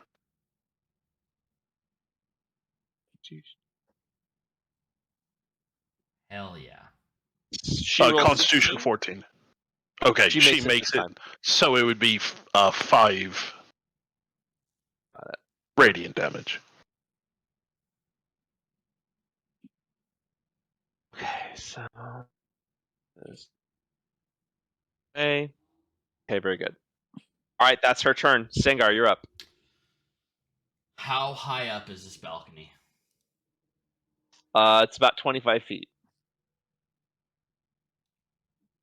Lucky bitch. Mhm.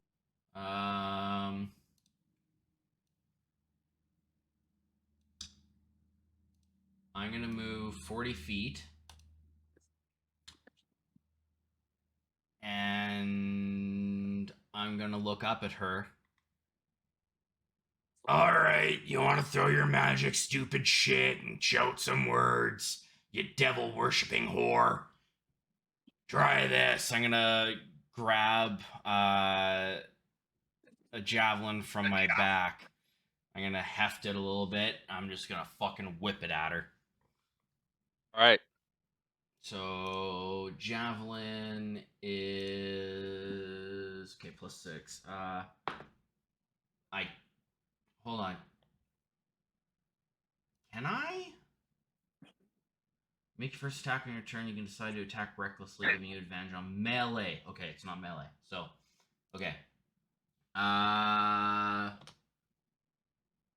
12 plus 6. 18. 18. That hits. Okay. And that is d6 plus 3. 5 plus 3 is 8. 8 damage. Okay. And as I see the first one stick, I'm going for the second. That is 12 plus 6. It's again. Let's try a different d6. 4 plus 3 is 7. All right, she's starting to look a little rough too. Yeah, come on down here, you damn fucking devil slut. And that's my turn. Ludwig, your turn. In your new windowless apartment. I was gonna say, yeah. I guess I'm going to walk downstairs and then end my turn because I can't go far enough to do it. I'm so glad I made that trip up there. I guess I'm probably like about there. I guess. But hey, that Um, tomato was awesome. Yeah, it sure was. The tomato I It was a totally ate. delicious tomato.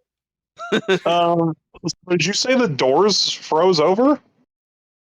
No, I was just joking. Okay. The doors are open, so even if they froze over, he still can walk out. Okay. And Cone of Cold doesn't Um, make any. No. Can I see Elijah from here? You sure can.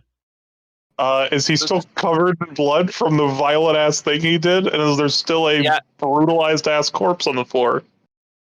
There is still a brutalized ass corpse on the floor. He looks a little cold, but just a little bit.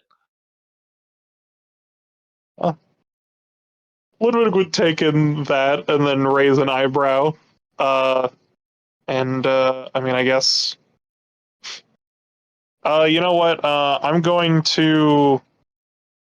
I'm gonna go ahead and assume that I don't know what the fuck I can do here. I feel like by the time I get there, she's gonna be dead I somehow. feel like if you, yeah. The other thing I was thinking you could do is, I Haste think me. if you use your action to dash, you can get into the carriage. That's what I was literally about to misty step like around the corner because I assume I can see around the corner, and then Yeah. just walk in and then use my action to like look around in there. I guess. Yeah, do that. Make an investigation check. Okay. Yeah, I'm gonna go ahead and like I just said, basically, save some time. I'm gonna misty step over there, and then I'm going to go inside the carriage. I guess. Very good. And I'm gonna look around in there. What is Make an combat? I investigation don't check. participate in those. Whatever, dude. You're getting shit done. All right. Yes, Investigation. as Mr. Lightning Ball. Yeah. Yeah, that's right. 21. 21. Doesn't take you very 21. long. You look around. Oh, look. There's a little compartment in a roof. Roofs don't have compartments. You pull it open. There's 3 potions and a little bell in there. Okay. Cool. Probably I not guess. taking the time to see exactly what they are at this point. Sure. I will collect those for now. Okay, very good. The bell got I them. will not grab with my hand. I will until I can get a better look at it. I will grab like a cloth or something from my bag and grab it with that. Very good. And then I'll end my turn. Okay, Elijah, you're up. Can I deduct that Jordan is the one holding the moonbeam? Yes. Jordan, if you could please take that spell off.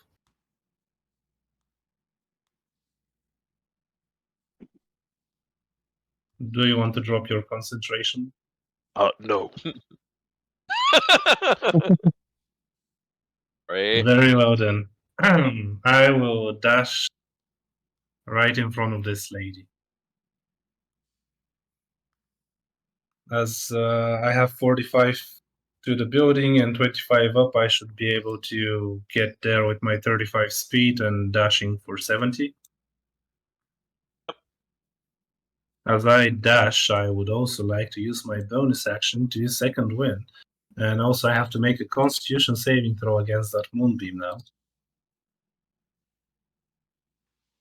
So my constitution save will be a 10, which is a natural 3. Amazing. So how much damage do I take? 18. Oh, Well, I will try to block that with my second wind. I will roll 1d10 plus 6. And I got a 7, so that's a 9 points of damage for me. Thanks. yeah. Go ahead. Be good at math. Yeah.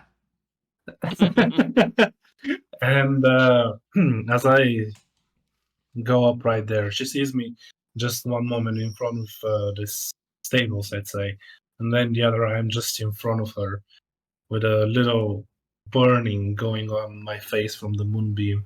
But yet Elijah smiles at her almost intimidatingly as he starts to transform again. But that will be it. Gordon, you're up. Hmm. Jordan will move up just a little bit. Would I have seen Ludwig enter the carriage from where I am? Or probably not.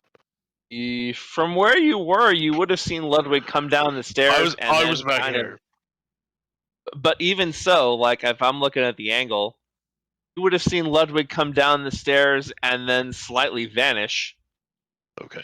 So I think knowing his capabilities, it would be reasonable for you to think that he misty stepped. But I don't know where, so But you don't know Anyway. where. okay. Then I will move to about here, and I will cast Sacred Flame on her, and that is a Dex 14 save.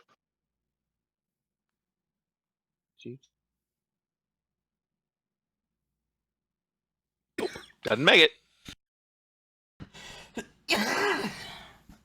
And that will be 9 radiant damage. She's looking real rough.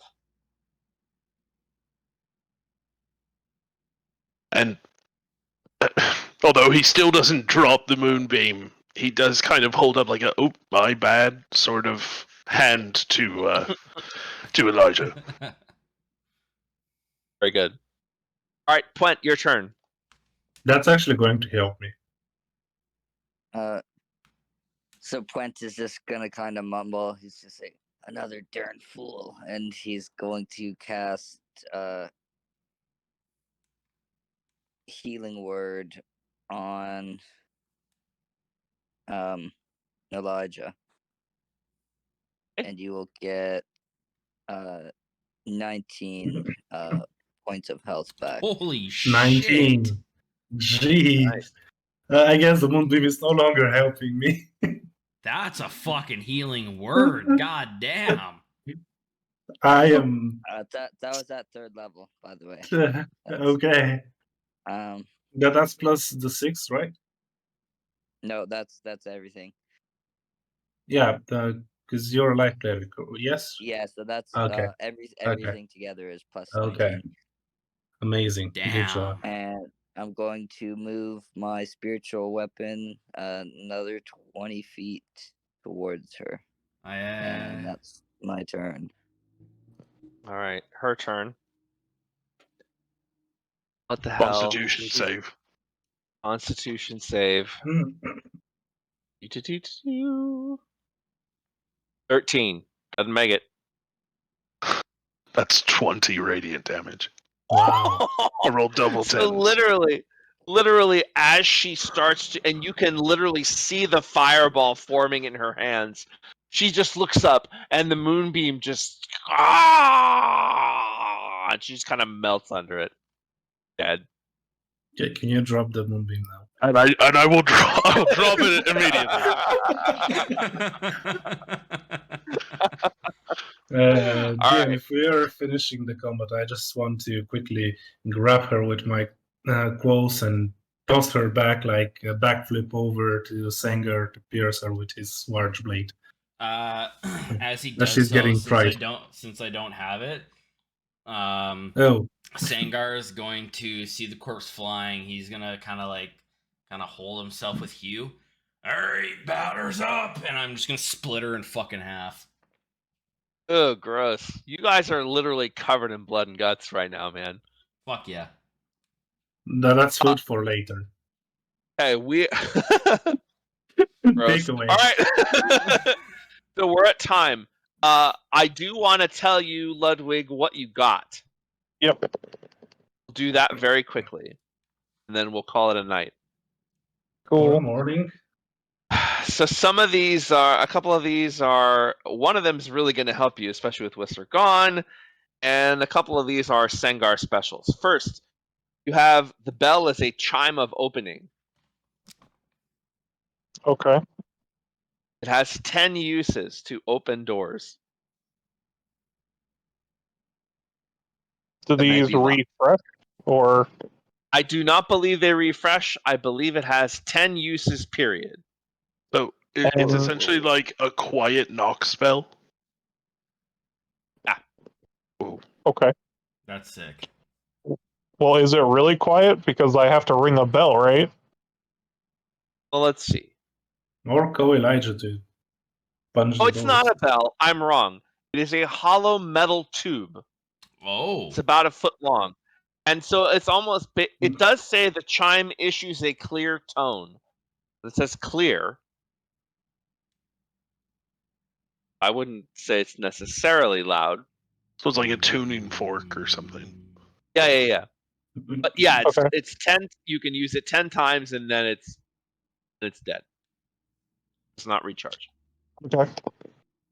All right, your potions. You have a potion of poison. So is that the one that looks like a healing potion but is actually poison, or is it some kind of poison? It is exactly that. Okay. And now you have a potion of stone giant strength.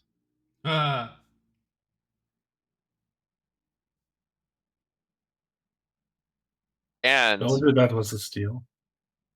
for